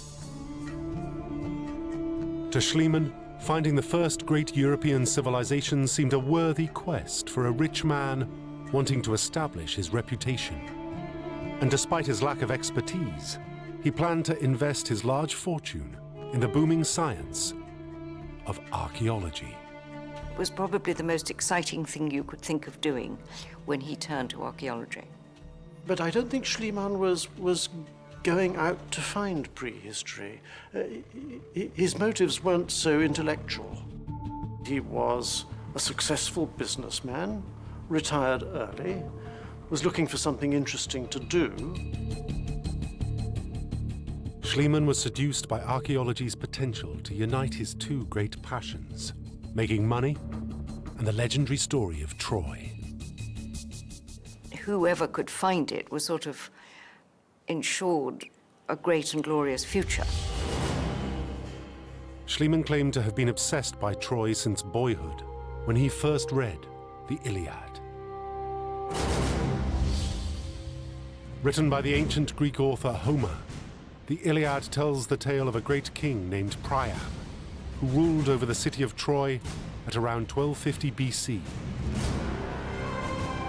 The story of Troy, in a way, had everything for archaeologists, because it had this very rich myth, and it had these characters. King Priam's son, Paris, caused chaos by seducing the beautiful Greek princess Helen, stealing her away from her husband Menelaus and back to his father's city. Helen was reputed to be the most beautiful woman in the world. In response, Agamemnon, king of Mycenae, the most powerful of all the Greek states, launched 1,000 ships to win Helen back and camped a huge army near the city walls. The Greeks, in a coalition under Agamemnon, get together to take back Helen by force. What makes it so fascinating is the scale of it all. After a dramatic 10-year siege, the Greeks broke through, killing Troy's remaining inhabitants and burning the city to the ground. So there you have it all. You have these heroes, you have battles, you have wealth, and you have beautiful women. For Schliemann, the most thrilling detail of all was the promise of buried riches. In the Iliad, Homer wrote of Priam's treasure, a priceless collection of gold and jewels that the king had bestowed upon Helen. Schliemann was transfixed by the idea that this gold had been hidden away in the dying city during Troy's final destruction by fire. This was the image he carried with him. He was so obsessed by the Iliad that he took the story of Priam's treasure as literal fact. Homer had said there was gold, so there was gold. Treasure does not, in fact, play that big a part in the Iliad. It played an enormous part in Schliemann's mentality. Schliemann believed the Iliad was full of clues for archaeologists to discover, and that by following them, he would be led to Priam's treasure. Most 19th century historians disagreed. They thought Homer's Troy was just a myth, not a real historical event. A lot of scholars thought that there was no such place except in Homer's imagination, that it was mythological. But Schliemann's belief was unshakable, and he set himself the task of unraveling the Iliad's clues with the same dedication that had made his fortune in business. Well, he had phenomenal energy. He was a man of huge resolution and focus. And once he decided to learn something, he set about it as with a military campaign. But he could get by in 22 languages. Schliemann taught himself ancient Greek in just a few months. He spoke nothing else and filled notebooks with translations until he could read Homer fluently in the original. The businessman was busy transforming himself into a self-styled archaeologist. He set about acquiring a knowledge of ancient literature and ancient history. And he was a very capable man, a very intelligent man. In late 1868, with Homer in his pocket, Schliemann set sail in search of Troy. He had one idea in mind, which was to find the treasure. His destination was the Troad, a plain on the northwestern coast of Turkey. Although Schliemann was not the first to seek Troy there, he was convinced that with Homer's help, he could succeed where others failed. Since the 19th century, people have gone to look for Troy in the northwestern corner of what is now Turkey. But that's a very big area. Searching the Troad was never going to be easy. The area covered almost 100 square miles. And Homer's Troy was 1,000 years older than ancient Rome. It would inevitably be submerged below ground, or hidden beneath buildings that came afterwards. Prehistory was not thought to have any proper sites because they were all buried under layers and layers of later settlements. Schliemann was hopeful that a hilltop village named Burnabashi might hold the answer. Burnabashi was surrounded by archaeological remains and seemed the perfect match for Homer's Troy. Burnabashi had some of the attributes that people were looking for, including clearly prehistoric traces of fortification. It was in a commanding position. It had remains on the top. It had burial mounds. It had rivers at the bottom. It all fitted the description of Homer's Troy very well. Archaeologists had already excavated the area in search of Troy, but had found nothing. Schliemann wasn't fazed. He had his own unique way to test whether Burnabashi fitted the Iliad's bill. In a renowned episode of the Iliad, the Greek hero Achilles chases the Trojan warrior Hector around the walls of Troy 3 times, before finally slaying him in single combat. Schliemann's idea was simply to take Homer at his word by acting out this famous scene. If Schliemann himself could run around the hill 3 times, then Bunabashi could be Troy. But Schliemann saw a problem straight away. He realized that no one could physically tackle the course Homer had described here, not even the demigod Achilles. He ended up practically crawling on all 4s. The trouble was it was on a very steep hill slope, and anybody who is taking the Iliad literally, as Schliemann was, could clearly see that that wouldn't do. Schliemann's mind was made up. Homer was always right, so Bunabashi couldn't be Troy. He concluded that Troy wasn't there, but must be somewhere else. Schliemann needed a new way forward. And his faith in Homer and the Iliad was about to pay off. It is an incredibly valuable attribute to have, to be simply lucky, and I think that Schliemann was. Schliemann's next stop was a hill called Hisarlik, 8 kilometers northwest of Bunabashi. Standing in the shadow of Mount Ida, Hisarlik was no stranger to suspicion. It was first alleged to be Troy's location as far back as the 15th century. But no one had ever found evidence. When Schliemann arrived, he found the site already occupied by a British archaeologist named Frank Calvert. Calvert too had dreams of finding Troy and had purchased half of Hisarlik's land in order to conduct his own excavations. The problem for Frank Calvert was he just didn't have the money to do anything on a large scale. So when Schliemann came along, I think he saw an opportunity. Here was a man with a lot of money, and he could get him interested in the site.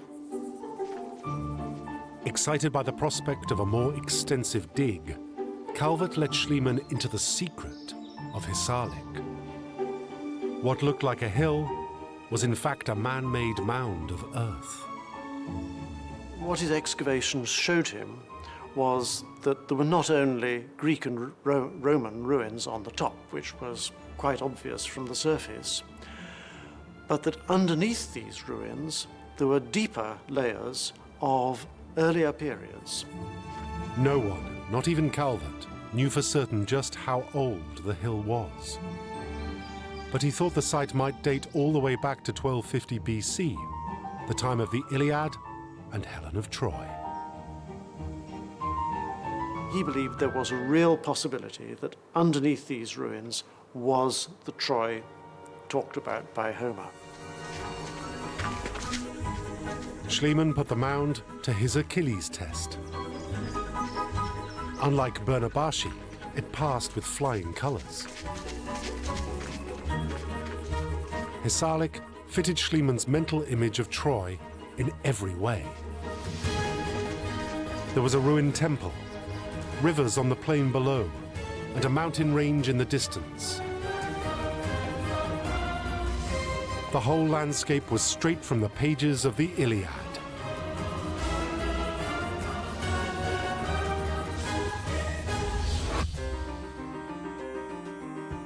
Schliemann was ready to dig for Troy, and he wanted to get started straight away. But Calvert said he'd need permission from the Turkish government. Calvert was a cautious man, the exact opposite of Schliemann. But Schliemann hadn't made his fortune being cautious. Ignoring Calvert, he employed workers to begin the dig regardless. Permission could wait. He was a man of influence. He had a lot of money. What he didn't have was diplomacy, which is a useful asset if you're going to dig in a foreign country. The Turks were outraged when they learned Schliemann was already digging. They demanded he left Hisarlik. But Schliemann wasn't about to give up. He established many, many connections with the powerful and highly regarded. He was firing off letters left, right, and centre. Schliemann bombarded the Turks with a mixture of apologies and threats. Schliemann's letters reveal a bullying attitude towards the weak and a very grovelling, sycophantic attitude towards the strong. He knew how to pull strings, he knew which strings to pull, he knew where maybe to grease a palm, and I think that helped him to persuade the Turkish authorities to let him do what he wanted. After 3 years, Schliemann struck a deal. He would have to pay for all excavations at Hisarlik, and then split any findings 50-50 with the Turkish government. But at last he had his official go-ahead to dig for Troy. So he set to work. But Schliemann soon learned that Hisarlik was a highly complex site. There were many different eras of human history buried in the mound. The way the mound had built up over time was that one layer had formed on top of another, one after another, like a series of upside-down pudding basins. Over the centuries, successive inhabitants of Hisarlik had added new layers, each one built up over hundreds of years. Schliemann naturally assumed that if Homer's Troy dated from 1250 BC, 3,000 years ago, then it had to be at the bottom.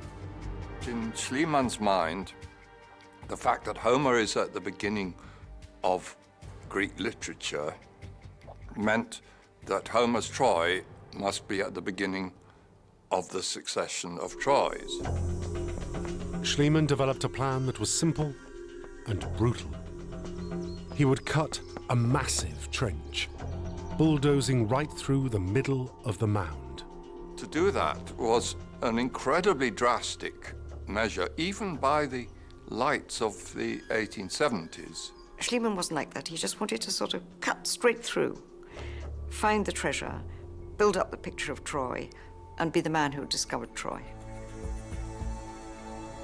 Frank Calvert was horrified. As a professional archaeologist, he urged Schliemann to take a less reckless approach, peeling away thin layers of soil and sifting evidence carefully. We can see from his own excavations how Frank Calvert went about things. He would have wanted Schliemann to excavate sort of gently and slowly. But Schliemann could practically smell Priam's treasure. He wanted to press on, full steam ahead. Schliemann vitally ignored the advice that Calvert gave him, that this was going to be a complicated site and should be treated with caution. The reaction to this is the beginning of the falling out between Calvert and Schliemann. Schliemann brought in huge resources of equipment and men. His fortune meant that he could buy all the machinery of open-cast mining. His object was to pull down great chunks of earth to get down to the bottom as quickly as possible. There were winches, levers, even battering rams, and perhaps most shockingly of all, dynamite. Well, his methods do read slightly alarmingly.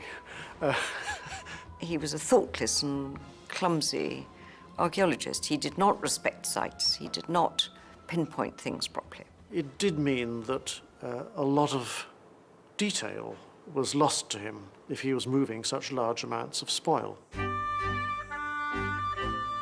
Schliemann was often joined on site by his wife Sophia, a young Greek woman, 30 years his junior. Sophia reminded Schliemann of Helen of Troy, and he was desperate to involve her in the quest for Priam's treasure.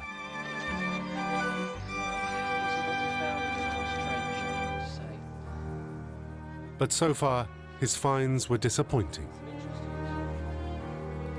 He kept on having in mind that somewhere in this mound there was going to be gold. Instead of gold, Schliemann was finding only pottery, and it seemed strangely primitive. It was nothing like the splendor of Homer's Troy that he'd imagined. He wasn't terribly interested in finding shards and little bits of pottery, particularly as they didn't sort of seem to belong to what his idea of Troy was. His dream of Troy seemed to be fading. This was a treasure hunt with no treasure. The 1871 dig drew a blank. But Schliemann wasn't yet ready to give up. It was just a question of going deep enough and digging enough, and the gold would be there. In 1872, Schliemann returned for a second season.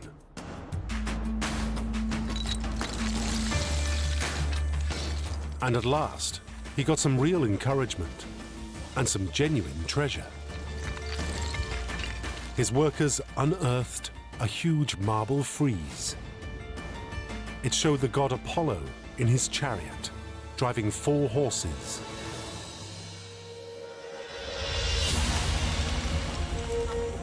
Schliemann realized it came from a Greek temple that occupied the mound in around 300 BC. So it was 1,000 years too late to be from Homer's Troy.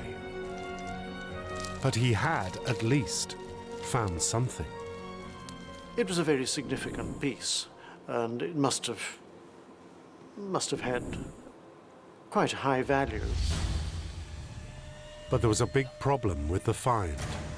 Schliemann had found the marble on Frank Calvert's land, and his deal with Calvert was that they'd split the proceeds. The deal was, between him and Frank Calvert, that fines were to be halved.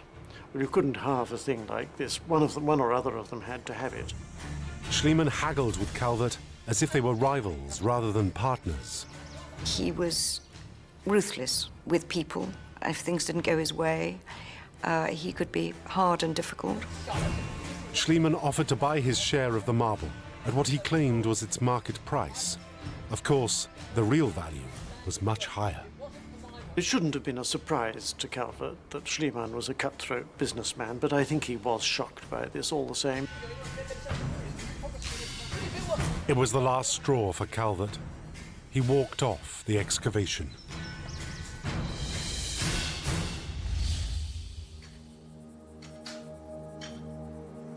For many, losing their archaeological mentor would have been a major setback. But it didn't deter Schliemann. Though inexperienced, he carried on and started to use what Calvert had taught him. As time went on, he did improve. He did have this training in bookkeeping, and this must have ingrained in him a habit of accurate recording. Schliemann began to note the precise position of each find and variations in the soil from layer to layer. He brought photographers in to record every detail. Schliemann introduced photography, eventually beautiful photography. I think they surpass anything done on the site since. Schliemann was gradually building up a detailed picture of the mound. And by the third dig season in 1873, Schliemann's efforts paid off. Deep in the mound, he uncovered signs of what looked like a prehistoric city. There was a paved ramp, a magnificent tower, and an imposing gate.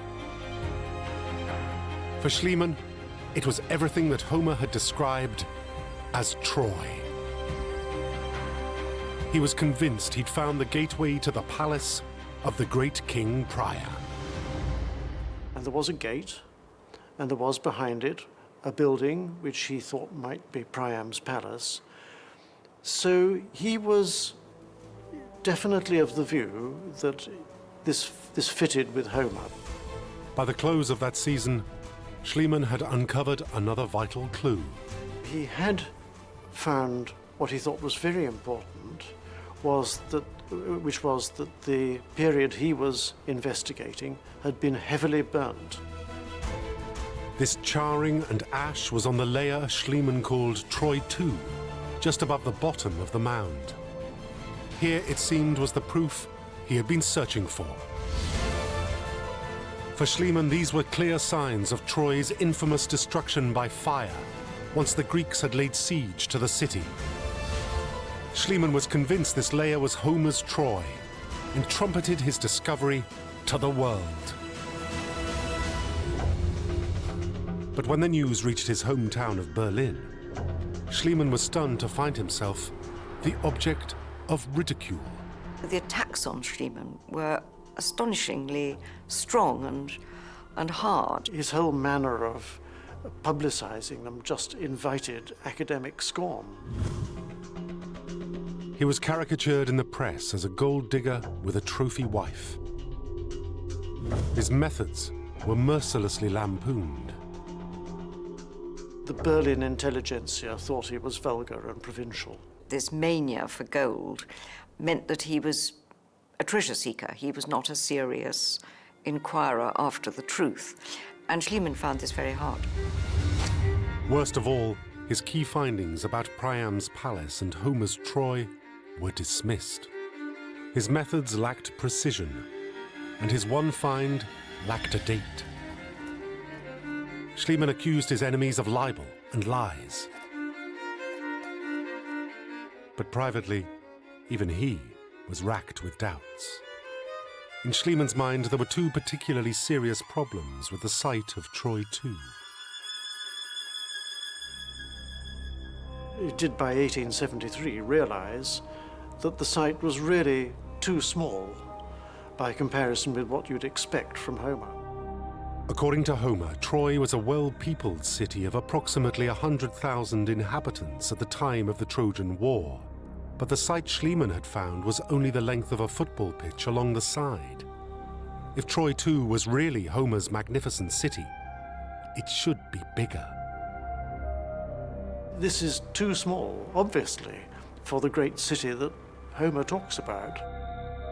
And then there was the second problem. Homer spoke of Troy as a city rich in gold, but all Schliemann had found was primitive pottery. With just 2 weeks remaining in the dig season, Schliemann knew he had to do something to salvage his reputation. He had to find hard evidence of Homer's Troy. Everybody was very skeptical about what he was doing, and he found any form of criticism extremely hard to bear. And then, just before the season ended, something happened. Schliemann claimed that as the excavations continued, he suddenly spotted something in a wall of Troy II. He used a pretext to send the workers for an early break, leaving Schliemann and Sophia alone on site. She was, he said, the only witness to the discovery of a lifetime.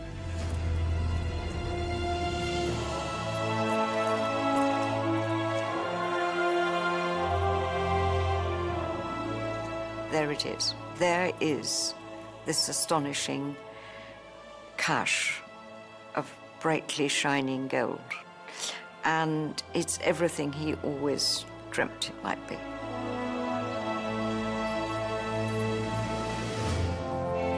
There were bracelets and necklaces, gold rings, goblets, and so much more.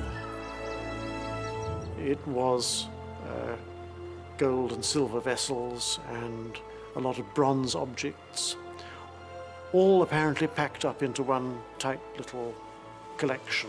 It was gold, and it was immensely valuable. So on every score at that one moment, he must have thought, I've done it. I've done what I really wanted to do. For Schliemann, there was only one way the gold could have got there. It was Priam's treasure, abandoned in the wall as the Trojans fled the burning city. He had in his hands the proof of everything that he had maintained and that people had not believed. And this all helped to prove that this really was Troy and that the Trojan War had happened. Schliemann called his find the Jewels of Helen. As a final flourish, Schliemann claimed that Sophia carried some of the treasure home in her red shawl.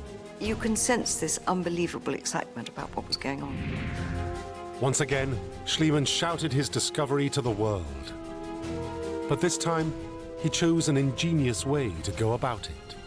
He summoned his photographer, and in the process, created one of the most famous archaeological photographs ever seen. He got Sophia to dress up and wear this jewellery and be photographed in it. The photograph went worldwide.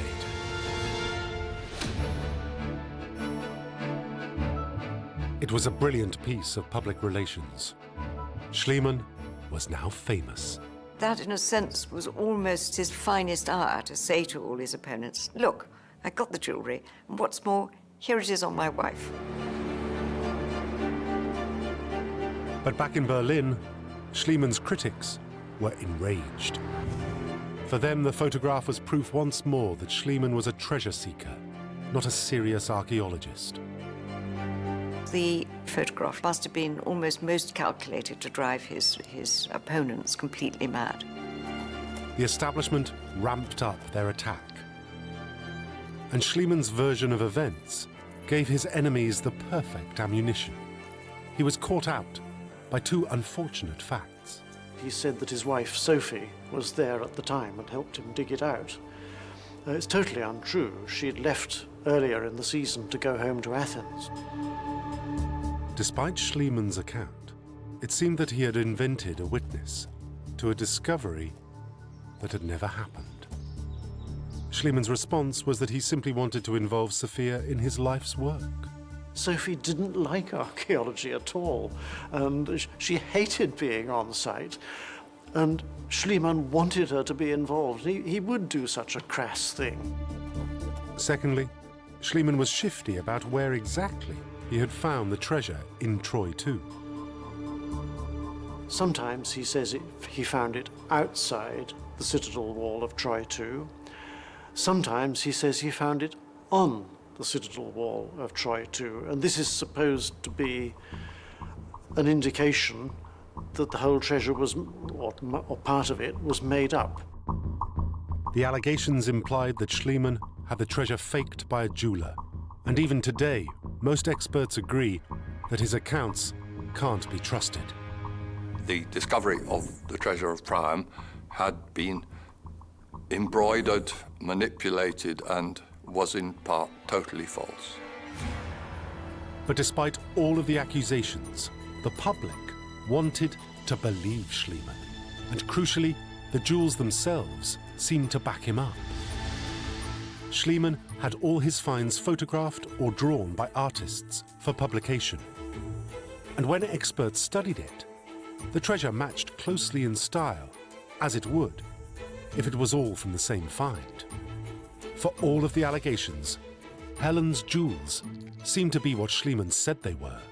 I think Priam's treasure was substantially or wholly genuine, and Schliemann found it more or less as he says. There may be a little bit of confusion over some of the objects. Soon critics were the least of Schliemann's problems. The government wanted their half of the spoils, and to keep the treasure in Turkey. There was an outcry from the Turks, who quite rightly said that the treasure was theirs. But in Schliemann's mind, he had found it, so he owned it. Schliemann certainly believed that everything he found was his. He hastily packed the treasure up and smuggled it to Greece, where it is said Sophia's family hid it in the Athenian countryside. His prize was safe, overseas and successfully out of the government's clutches. But although Schliemann had kept his gold, now he needed more. The trouble for Schliemann was that finding the gold was not enough. To Schliemann, it was now about more than treasure. He had critics to silence and truths he was desperate to prove. He really wanted to be a scholar, and he wanted to be accepted. He was almost pathetically grateful to be accepted by scholars as a scholar. Schliemann needed to prove he really had found Priam's treasure by confirming it was made in 1250 BC, the time of the Iliad. There clearly remained this question about whether he had really found Troy or not. But in the early days of archaeology, dating finds wasn't simple. The only reliable method was to compare the pottery Schliemann had found near Helen's jewels to a sample from the correct era.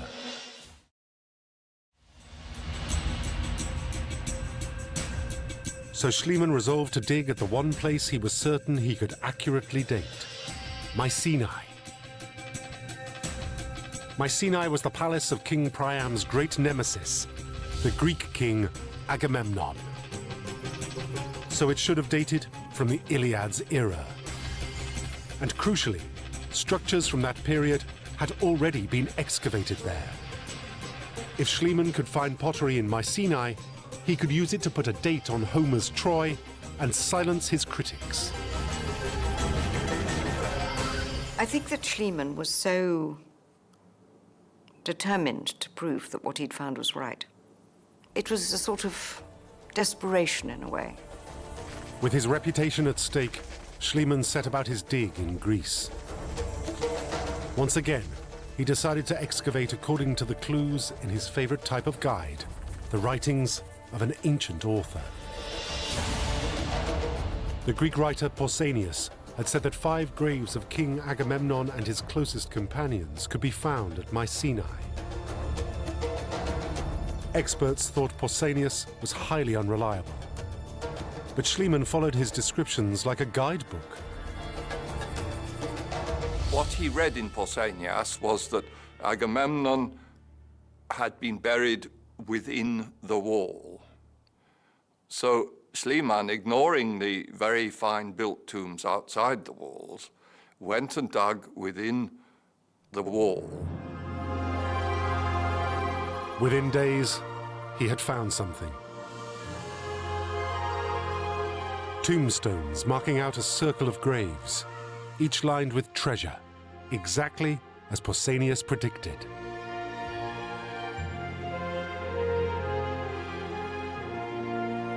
Schliemann was led by this reading of a very questionable source to dig in a place that proved quite literally a gold mine. And one particular find was greater than all of the others.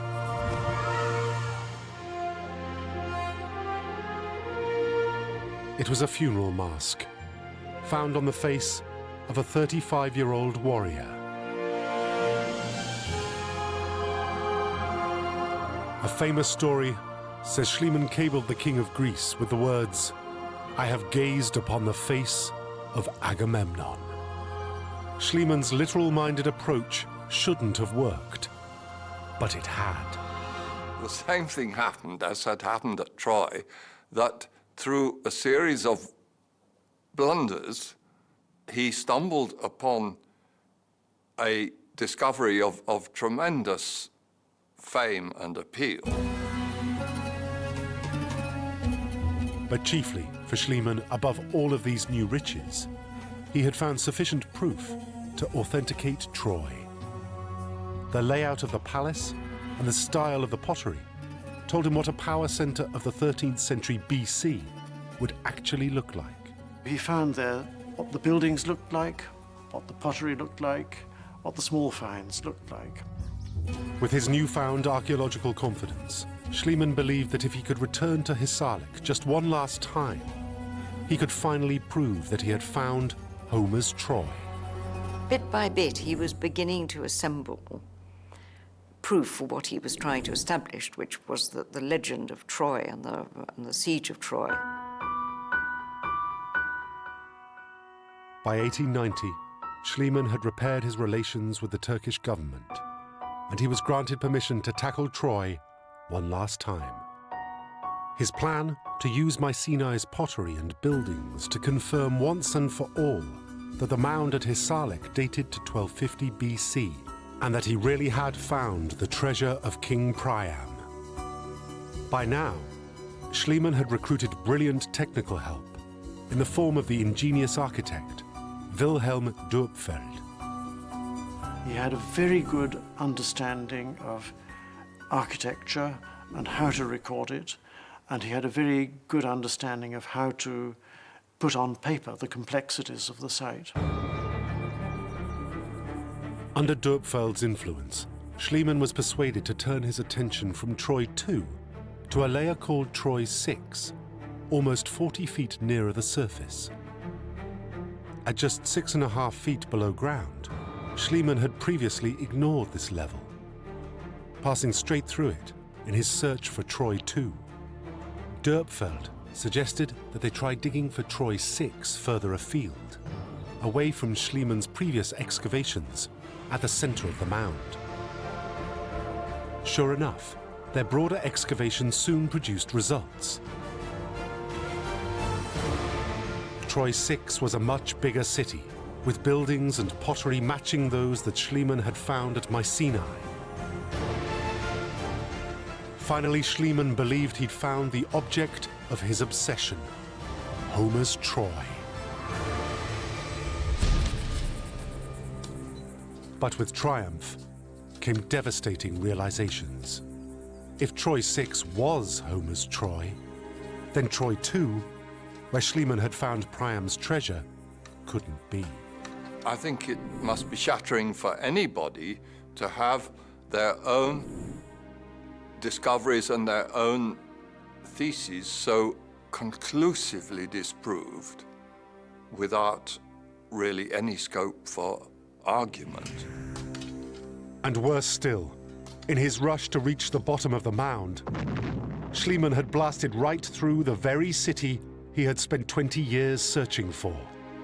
In the process, he had destroyed vast amounts of the real Troy and ruined vital archaeological evidence. He must have had to face up to the fact that he had destroyed a great deal of evidence by the way that he had dug earlier.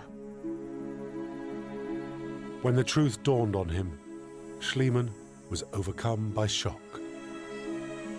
Schliemann went off into his tent and didn't come out for 3 days. And then eventually when he did come out, he quietly said, "I think you're right." It was the first and only time that Schliemann ever admitted his mistake. That one story of him talking to Dörpfeld is, in a sense, his acknowledgement of what he'd done. In 1890, Schliemann went to his grave, publicly maintaining his belief in Troy II and the amazing jewels of Helen of Troy, avoiding confrontation of the awful truth.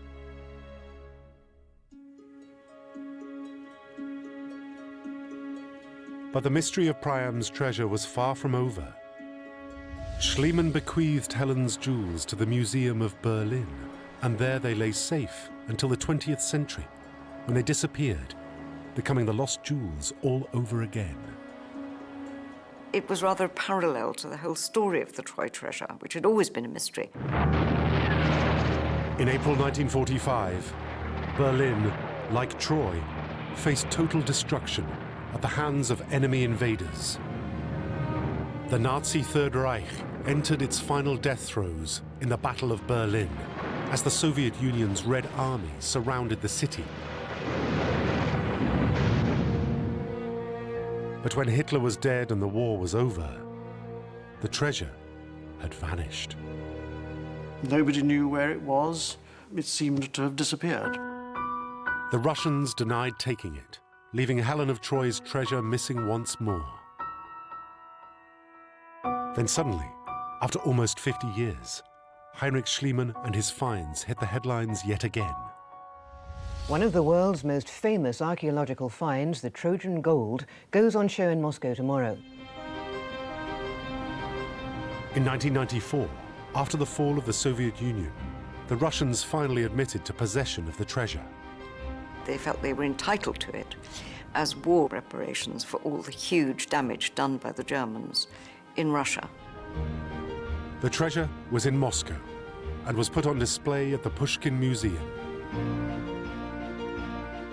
Donald Easton was one of the few Western archaeologists invited to view the collection. There was absolutely no doubt that these were the objects which had been in Berlin. Easton became convinced that the treasure had not been faked by Schliemann himself. It had clearly been in the Trojan soil for centuries. What was also clear was that these were objects which had come out of the ground. There was no question of their having been manufactured to order in the 19th century. But with this recognition came a twist. Easton confirmed what Schliemann probably knew, but could never admit. What we call Priam's treasure wasn't actually Priam's treasure. It was 1,000 years earlier than any Trojan War which may have taken place. Troy too, where Schliemann had found the treasure, had been built in around 2300 BC, 1,000 years earlier than Homer's Troy. So Schliemann's find could not have been Helen of Troy's jewels. But what he had found was evidence of one of the first European civilizations, earlier than anything unearthed before.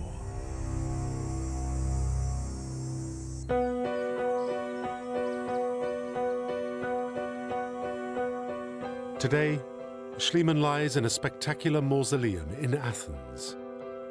On its walls, scenes from the Iliad meet stories from Schliemann's own excavations, forever uniting their two tales. For many, Schliemann doesn't deserve it. Some people were very dismissive. They thought he was a charlatan. Is one of the most intensely dislikable and certainly disliked figures in the whole history of the 19th century. Yet despite his detractors, Schliemann's legacy is ultimately one of archaeological success. He had discovered an entire period of human history even older than Troy, known as the Early Bronze Age. It was, and still is, a very important thing in its own right. It's a very important piece of documentation for what society was like in the early Bronze Age, and it was found by Schliemann. He found something very wonderful, and it makes him an extraordinary character. To most, such a find would have been glory enough. But for Schliemann, there had only ever been one prize. And although his discovery remains one of the world's greatest treasures, it wasn't Helen's jewels. But then Schliemann himself would never have admitted that.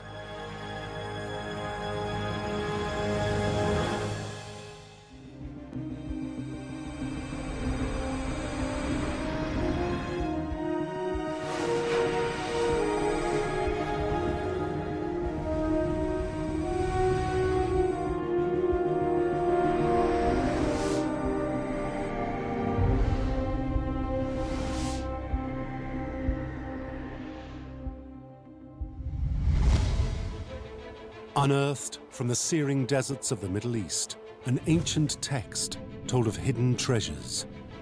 One man believed it was a list of gold and silver plundered from one of the great marvels of the ancient world, the Second Temple of Jerusalem. It's really absolutely the kind of treasure list you would expect to find in a fiction book about a treasure. If the text was true, it promised the greatest riches in history. The treasure described in the Copper Scroll must have been temple treasure. But the Copper Dead Sea Scroll has baffled experts and treasure hunters alike. Some said it was fake. Is the treasure real, or is it a fabulous kind of fairy story? The British scholar John Allegro was determined to get to the truth. It was a quest that would cost him nearly everything. He was in the wilderness, literally in the wilderness. But nothing would stop him in his search. John Allegro was always up for an adventure. That adventure would change his life forever. This is the story of John Allegro's quest to unravel the mysteries of the Copper Dead Sea Scroll.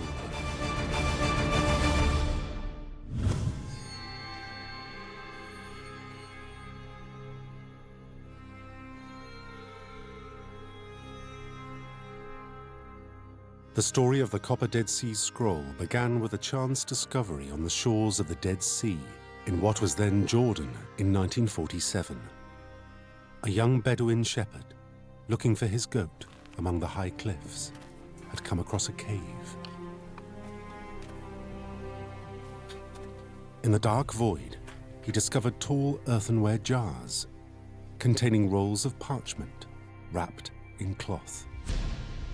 These were the first of the fabled Dead Sea Scrolls, dating back almost to the time of Christ, the oldest biblical texts ever found, so precious they were priceless.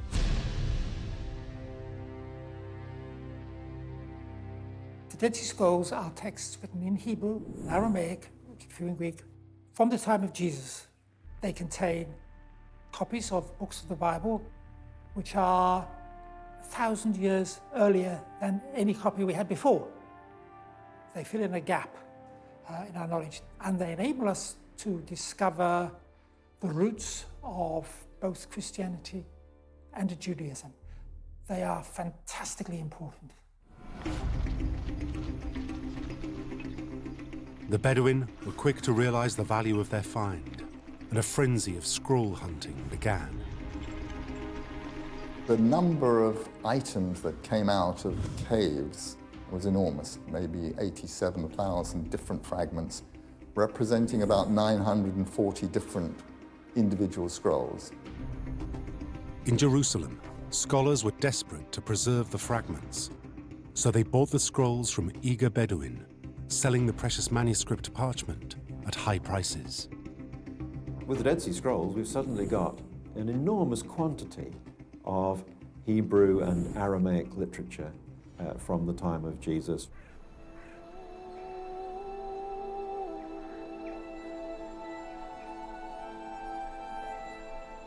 The Dead Sea Scroll fragments offered a tantalizing glimpse dating back some 2,000 years. But translating the ancient texts needed a crack team of scholars. In charge of the mission was a Catholic organization, the French École Biblique, run by its most senior priest, Father Roland de Vaux.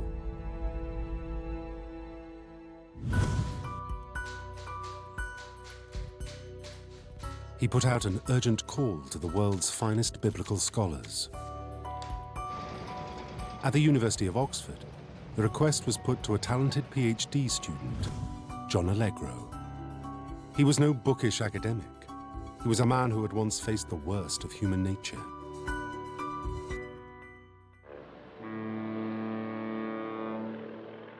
Allegro had left school at 16 and joined the British Navy, where he served as an officer during the Second World War.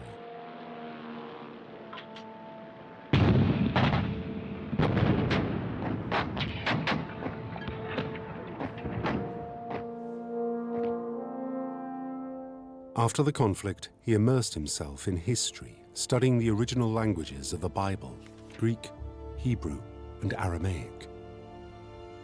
He'd been one of the top students, both at undergraduate and at master's degree level in Manchester, and had gone to Oxford to study for his doctorate. When the call came from de Vaux, Allegro couldn't pass up the chance to study the Dead Sea Scrolls. These were true biblical mysteries he could unravel. What fascinated him mainly was the sense that these tiny scraps of ancient material had last been handled by men scribbling down what they believed. It was the link, the personal link over nearly 2,000 years of the people who wrote them that brought the whole thing to life for him. In 1953, he flew to Israel, a journey that would change his life. Allegro knew he and his colleagues were working on one of the most important discoveries of the millennium.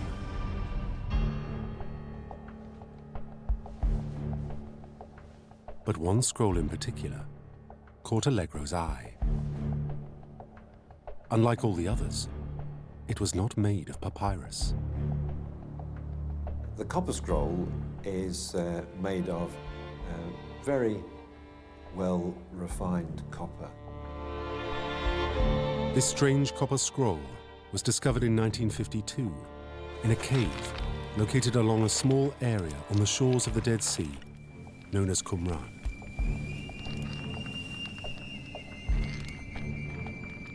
The cave's roof had collapsed, but amongst the rubble at the back, the copper scroll had been found in 2 pieces. It was inscribed on the inside with an ancient script. Everything about it was a puzzle. Why was this text inscribed on copper in the first place? Copper, which is extremely refined. It's nearly 100% pure copper. The technology of making it was not really known widely in that period. And there are serious questions as to how they could actually be able to do it. Yet while the actual copper seemed advanced, the writing on the scroll was primitive. It seems to be the case that the Hebrew letters are rather poorly formed. It's quite difficult to read. However, the few words Allegro could make out stunned him. He looked at the outside, read it from the outside and said, that's treasure list.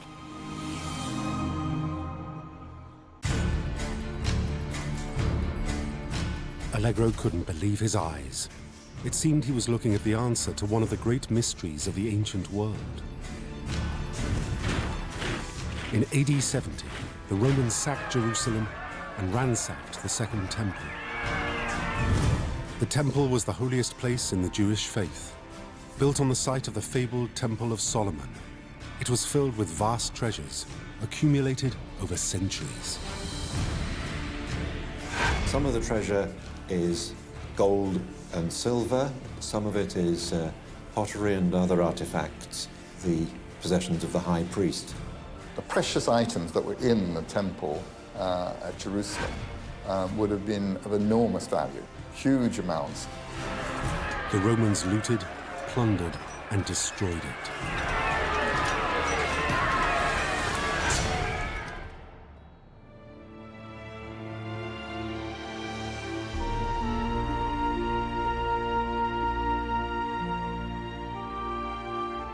Some of what they stole can be seen to this day, depicted on the triumphal arch of Titus in Rome. You can see a huge menorah, which is the 7-branched candlestick that would have been standing in front of the ark. There were trumpets, there were other chests of, obviously, things taken by the Romans back to Rome.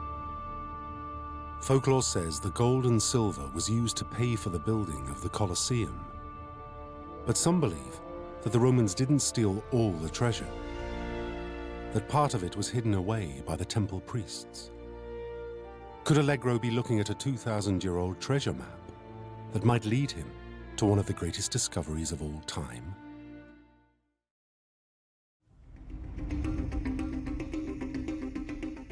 But frustratingly, he couldn't unravel the scroll. It seemed that 2,000 years of corrosion ensured its secrets would remain secure. When it was discovered, the copper had become completely oxidized, that is, extremely brittle. So scholars recognized immediately that should they try to open it by unrolling it, it would simply disintegrate. All sorts of solutions were proposed to open the copper scroll. A number of really quite ridiculous suggestions were put forward. One, for instance, was that you could reduce the copper in hydrogen, but the whole thing would have just disintegrated and you'd been left with nothing. That turned out to be one of the more sensible ideas. Another absurd attempt was the idea that you could use electrolysis to reduce the copper back from its oxidized state into its metallic state. Absolute metallurgically nonsense. Numerous methods were considered, but all were rejected.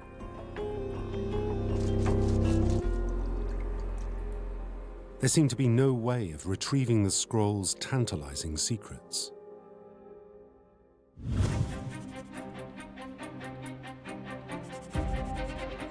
But Allegro refused to be beaten, and he believed he had the answer.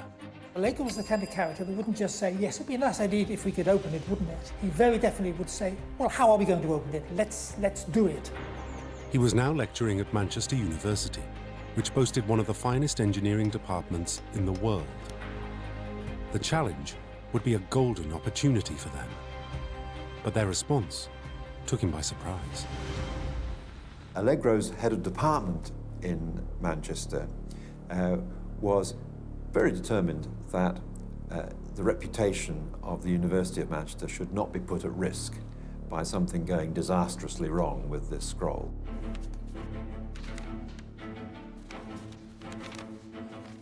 Refused by his own university, he turned to the nearby Manchester Institute of Technology.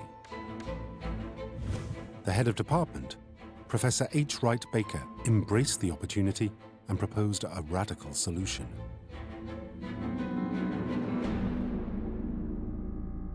Professor H. Wright Baker was one of the top mechanical engineers, certainly in England and probably in the world. He came up with something that no one had actually applied before, as far as I know, to heavily corroded materials. Baker's plan was to coat the scroll with strong epoxy resin to stop it disintegrating. Then he would cut through the top layer of the metal scroll, slicing it from one end to the other, cutting away a single section of scroll at a time. He had a little circular blade which would cut just 1 millimeter, straight line. After each cut, he'd rotate the scroll to cut and peel away another section.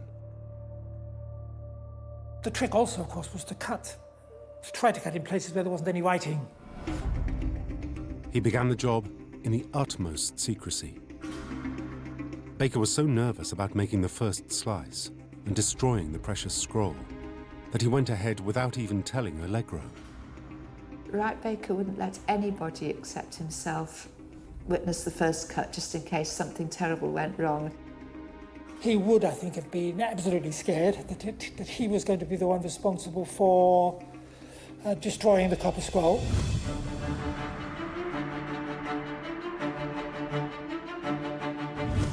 On October the 1st, 1955, he made the first cut. It took just 10 minutes. In the following days, Baker made the remaining slices. In the cutting open of the scroll, only one letter of Hebrew was actually lost. This is quite remarkable. Wright Baker did as fine a job as anybody in the world could have done.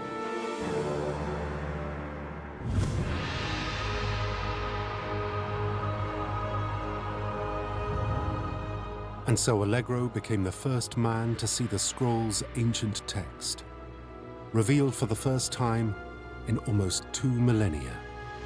To see the inside of the scroll revealed to the air the first time for nearly 2,000 years was exciting, astonishing. He immediately set to work, decoding it. Deciphering the copper scroll was extremely difficult. There were terms that people had never seen before. And soon, he found a further mystery. The script had been written by several different people.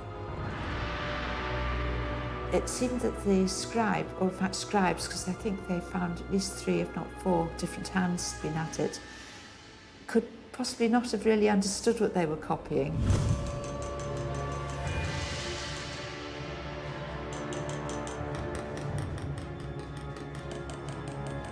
Allegro reasoned that using several scribes, each writing just a small section, would be the best way to keep the treasure secret, as none of them could learn the full story of where it was hidden. So they were probably copying off some parchment scroll, some writing, but had just been told to put it down, engrave it on this sheet of metal without knowing what it was about. As he translated the copper scroll, Allegro began to realize that it identified several different locations in Judea. Why? What was their significance? He thought he recognised from the topography of the Qumran area references within the Copper Scroll to places like the Great Wadi and a fissure in the rock which had been caused by an earthquake which was well attested in, I think, 31 BC. Flights of steps, tunnels. It all seemed to make sense from what he knew of the archaeological sites around Qumran.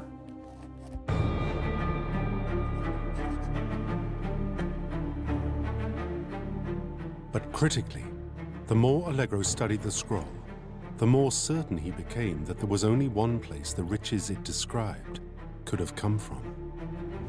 The treasure described in the Copper Scroll must have been temple treasure. He couldn't think where else would have had such a wealth of gold coins, tithe vessels, and gold bars, silver bars, precious metals, precious stones.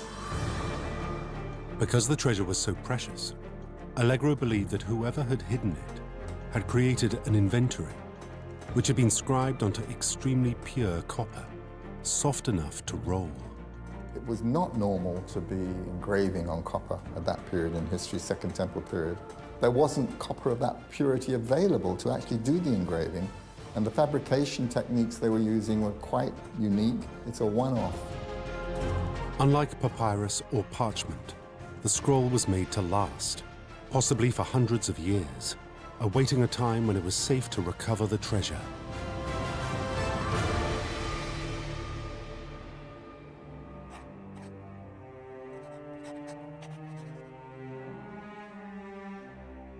Allegro now put two and two together. If the stories were true that the temple priests had managed to hide some of the treasure, then the locations he had translated had to be a list of the places it had been hidden. For safekeeping, it must have been spread out. Once he'd initially translated the first few parts of it, became a real obsession for John. He realized this was telling you exactly where the treasure was, and if you could find the place, you should be able to find the treasure. The scroll's text was written in columns. Each listed a series of locations with the precise quantities and weights of the treasure to be found within. In the first column, Allegro read 40 cubits under the steps, entering to the east, a money chest and its contents of a weight of 17 talents. And then, in the tomb of the queen, buried at 12 cubits, 9 talents. It's really absolutely the kind of treasure list that you would expect to find in a fiction book about a treasure. There you go, dig, 5 paces to the left, down you go, 5 meters, and boom, boom, there it is. So it really is absolutely the perfect treasure list.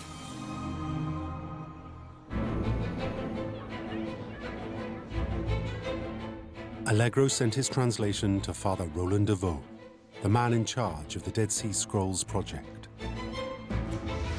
He waited for the telegram coming back saying, "This is absolutely great, fantastic, you've done a wonderful job. We're having a press conference tomorrow. We'll tell them all about this treasure. How exciting."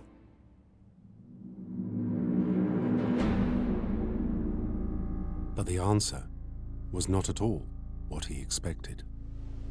The reaction from Roland de Vaux was, don't tell anyone. If it's treasure, we don't want anyone to know about it. Keep it completely under your hat.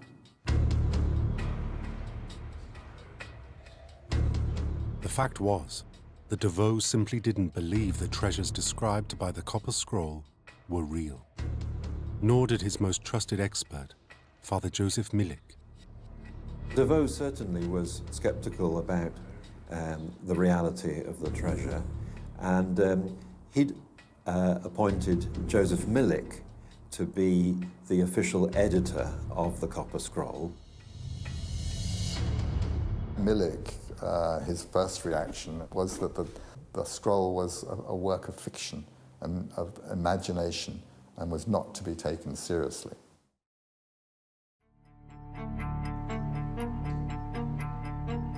Unlike Allegro, Milik and de Vaux felt that the sheer amounts of gold described in the scroll couldn't possibly be genuine. It was the gold and the silver that was most astonishing because of the apparent quantities it was in. The units of weight that they were using was a talent, which is about 35 kilograms, 72 pounds, which is a huge weight. They were coming up with totals of 65 tons of silver and 25 tons of gold. If the scroll weights were correct, it listed a quarter of all the known gold in the world at the time and all of the known silver. It made no sense, though Allegro thought he had an answer. Allegro was obviously stumped by the huge weights, and he did actually suggest that the talent, that the weight unit they were using might well be 1/60th of the biblical talent, and that would have given much more reasonable amounts of treasure.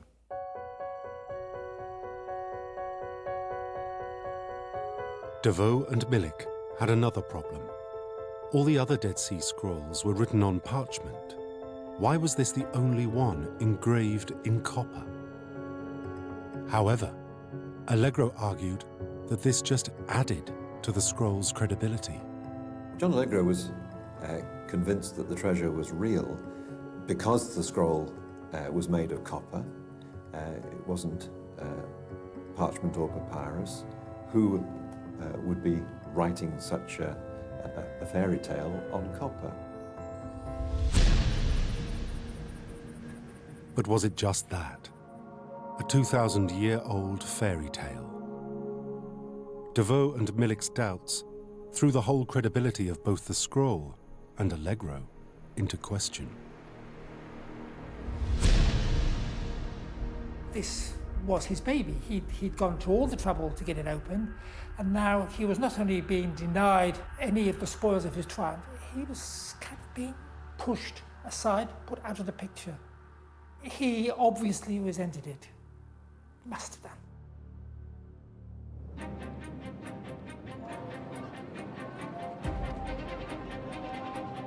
Despite their reservations, the École Biblique did agree to unravel the full text of the scroll. So in 1956, the second, larger section was sent to H. Wright Baker's laboratory.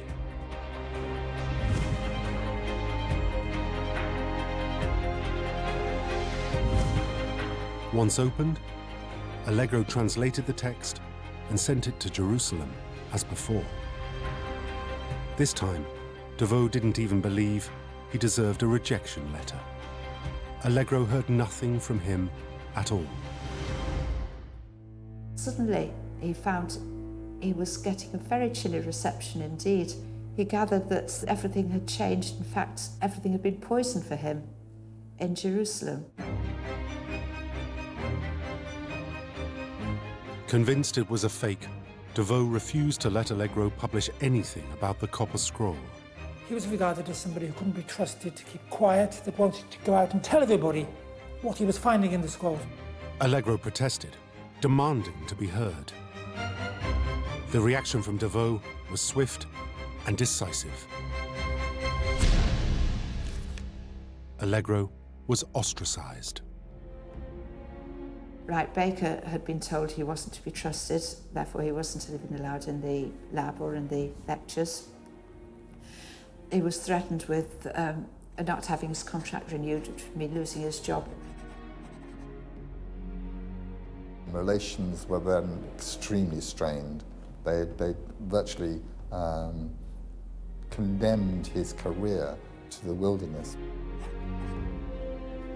His career went downhill, his health went downhill, and psychologically he was really, really damaged. It's almost as if they were saying your work has been useless. Allegro returned to his base at Manchester University. There he waited patiently for years to be allowed to publish his own account of the Copper Dead Sea Scroll. Then in 1959, out of the blue, Devoe's lead scholar, Father Joseph Milik, published his official translation of the scroll. They said it was a collection of fabulous treasure so fabulous that it could only be fictional. End of story. And he knew perfectly well that wasn't so. He couldn't believe that they really, really believed that. He was very upset, particularly because he didn't agree with a lot of the wording of Millick's translation. It was now a matter of public record.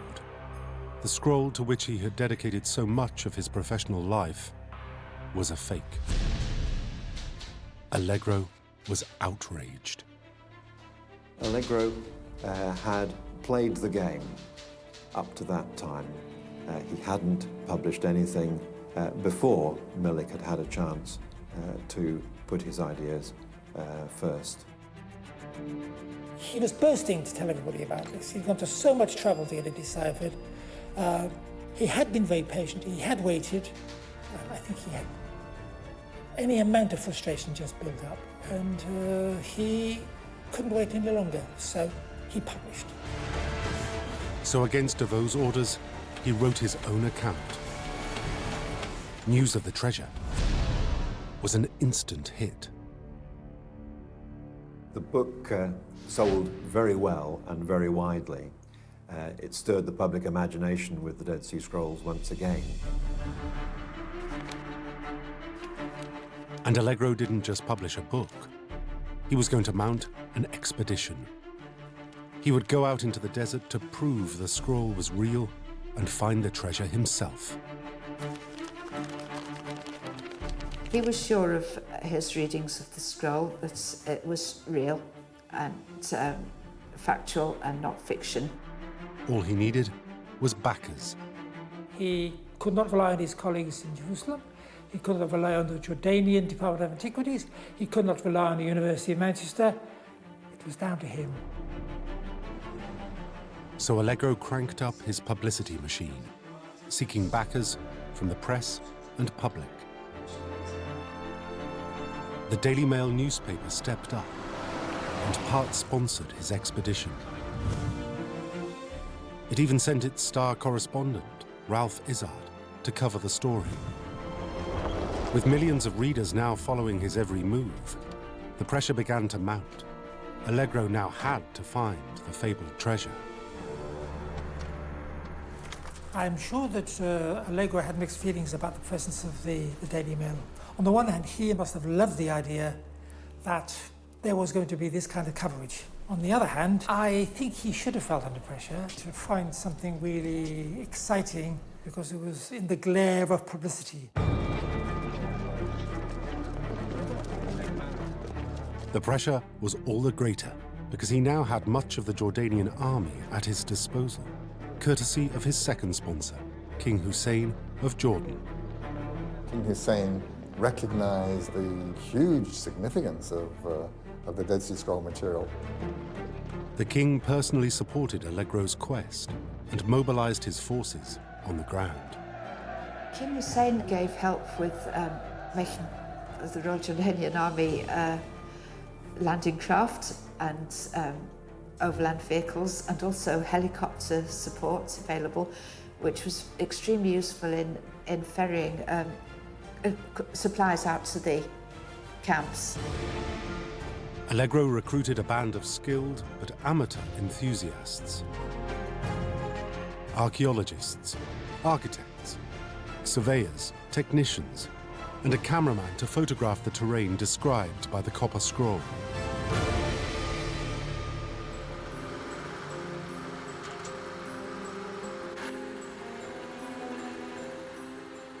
With the world watching, they set off to make camp in the Jordanian desert.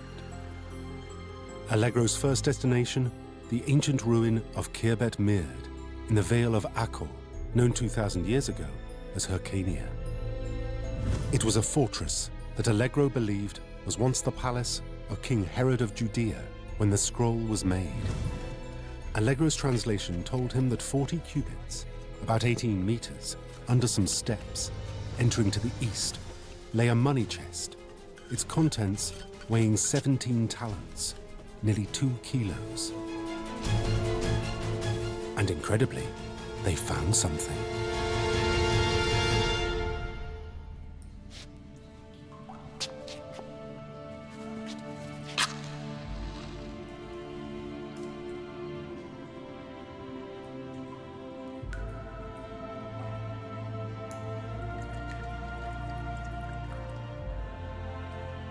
In the rock face, the team discovered a shaft, a flight of stone stairs that led to an underground, vaulted room. The location, as described in the copper scroll, existed. It was real.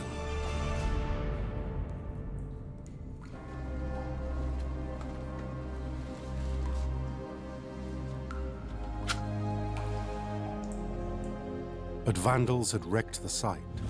Marble columns and mosaic tiles had been hacked to pieces.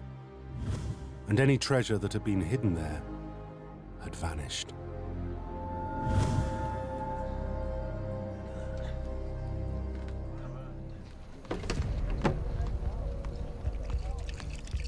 And then it got even worse.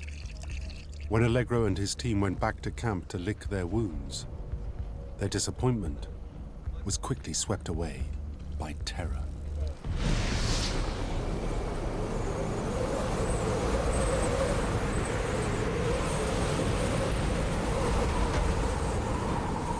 A powerful storm hit Allegro's camp.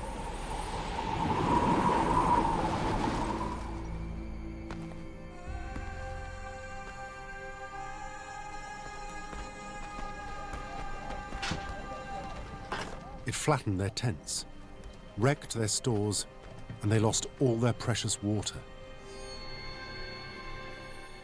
There was a real chance they could die in the desert.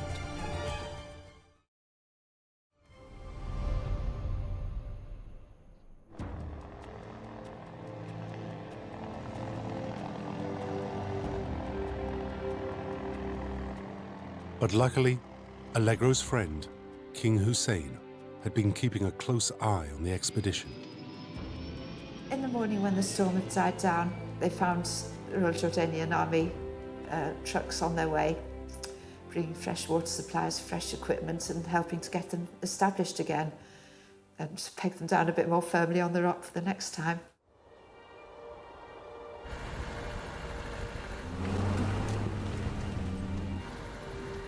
Disaster averted, Allegro's next stop was Khirbet Qumran, an ancient settlement about a mile inland from the northeast shore of the Dead Sea. The Copper Scroll does mention as one of the hiding places of treasure a place called Sakaka. And Sakaka is quite possibly the name of Qumran itself. And many of the places mentioned in the Copper Scroll do seem to point to the Qumran area. Khirbet Qumran had been home to the Essene Jewish sect, who'd written and hidden the Dead Sea Scrolls in the local caves. If the scrolls had survived untouched for 2 millennia, perhaps the treasure was untouched too. In fact, coins had been found in the area only a few years before. A hoard of silver shekels had been discovered, and this had led some people to think that maybe the Copper Scroll described the rest of the Essene treasure. 3 juglets of silver coins which seem to be referred to within the Copper Scroll. And if the Romans or the Bedouin or anybody else who looted the place had happened to miss these 3 juglets of silver coins, who knows what else they might have missed.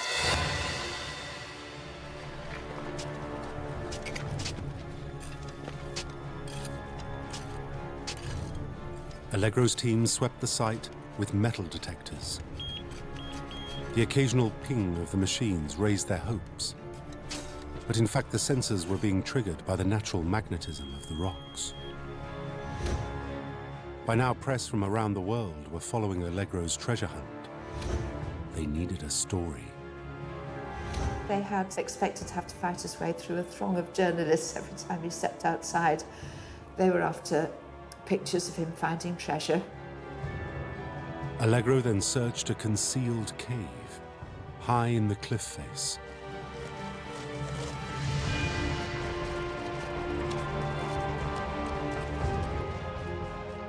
He found bones and pottery dating from 400 BC.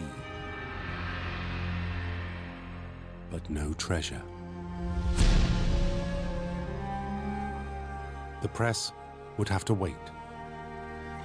Allegro had found the locations mentioned in the copper scroll, but its treasures still eluded him.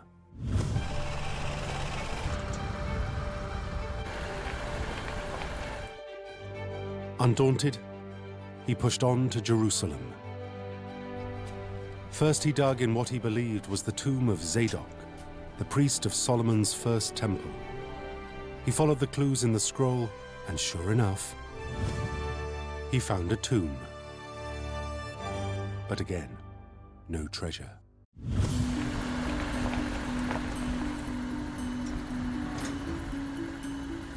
But he had one final plan. A few miles away lay the Temple Mount. This is a sacred place to three major religions. To Jews, it is the site of the now destroyed temple. To Muslims, it is from where the prophet was taken to heaven. And to Christians, it is the place where Christ was buried, the Holy Sepulchre. Because of its extraordinary religious sensitivity, no one is allowed to dig there. But Allegro was determined to try.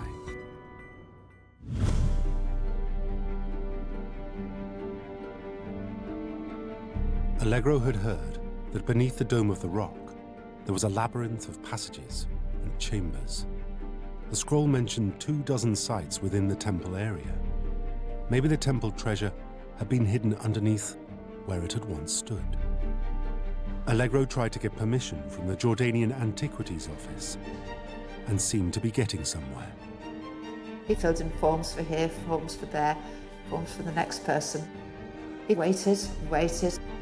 But at the last minute, the authorities refused. He could not get permission to go where he really wanted to go, which was to the chambers that were known to exist, a whole system of cisterns and chambers and tunnels underneath the Dome of the Rock.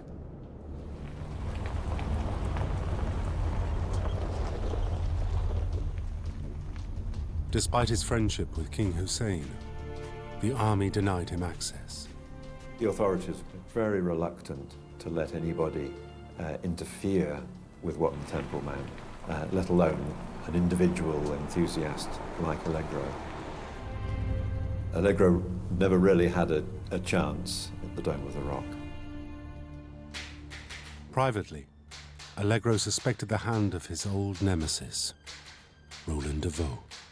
He didn't have hard and fast evidence. It was just a suspicion due to the fact that they published some article which sounded as if it was rather rejoicing in the fact that the Allegro expedition hadn't been allowed to go very far, which made him think that they'd had something to do with stopping him.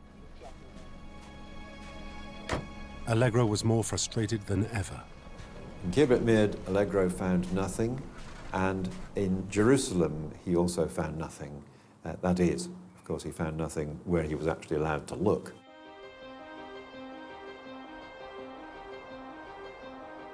But for all his despair, Allegro's expeditions had not been a total failure. They found very little in the way of actual treasure. They found possibilities. They're enough to confirm John's readings of the Copper Scroll, the places where there were likely to have been deposits laid. Allegro may not have found any treasure, but he had found the sites listed in the Copper Scroll. That at least suggested that he was onto something.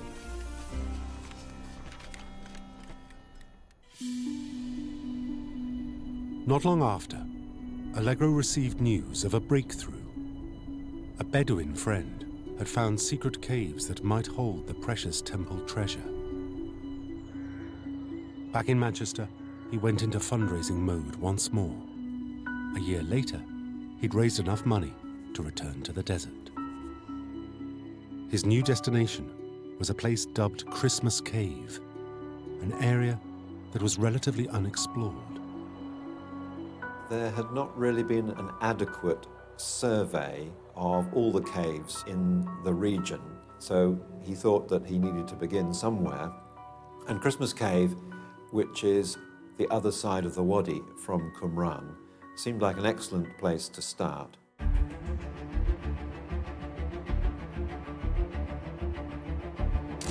Allegro now set up camp on the southernmost shores of the Dead Sea.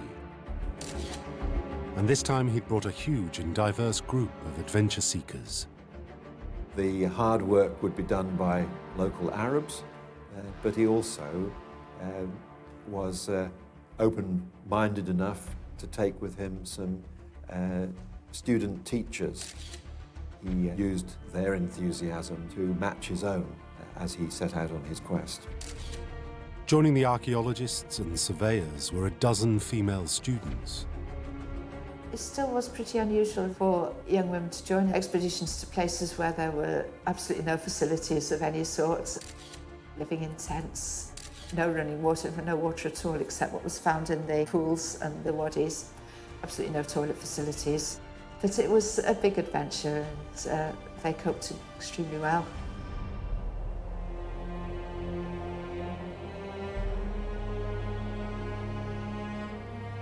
Allegro focused on 3 locations: Christmas Cave, a complex in a high cliff accessible only by helicopter; a stone ruin at Mazin, the location of a 1st century BC military base possibly used by Jewish rebels resisting the Romans; and Ein Feshka, with its nearby honeycomb-like warren of caves.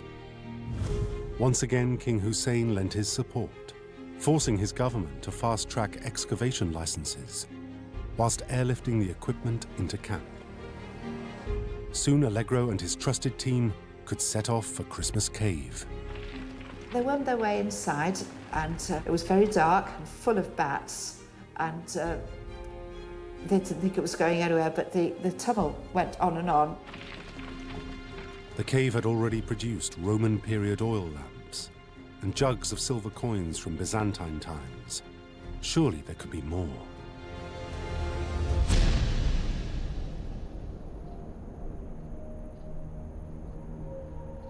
But weeks of search proved fruitless. The explorations to Mazin and to the caves near Ein Feshka also turned up nothing.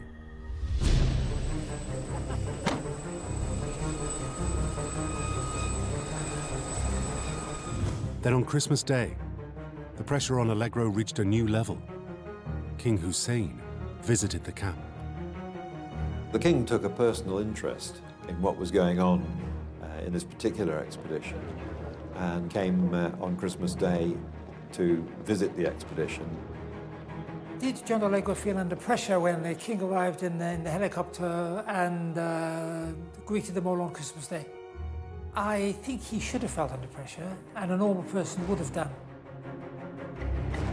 But all Allegro could point to was a few Roman coins and artifacts, dating back to around 70 AD, the time the Romans plundered the Second Temple. I think as a treasure hunt, it was unsuccessful. As an adventure, it was an extraordinary story.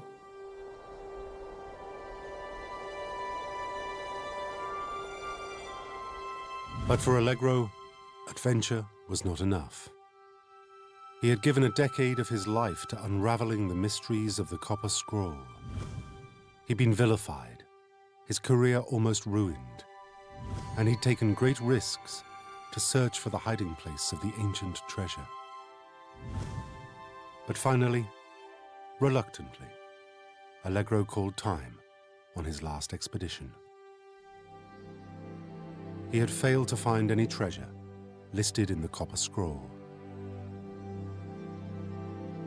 John Marco Allegro died in 1988. He went to the grave almost alone in the belief that the Copper Dead Sea Scroll was authentic.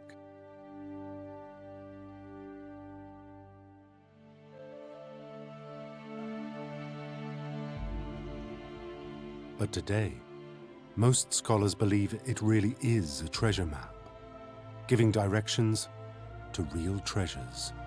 His translation work is admirable. He was right. He was right about the fact that the Copper Scroll is a genuine document, and virtually every scholar today accepts that. John Allegro has been vindicated. But if it is genuine, where is the treasure? I suspect that the Romans who would have known that the temple treasures would have contained some gold and silver. Possibly they tortured those they captured and secured some of the items. And they're not the only ones who might have looted the temple's riches.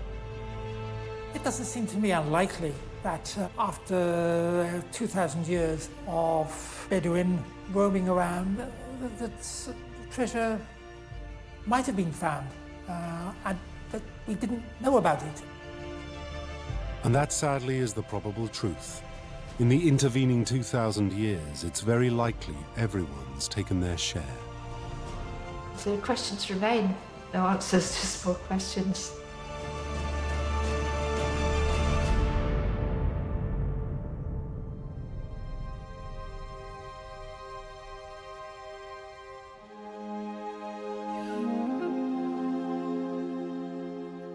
But there is one other possibility.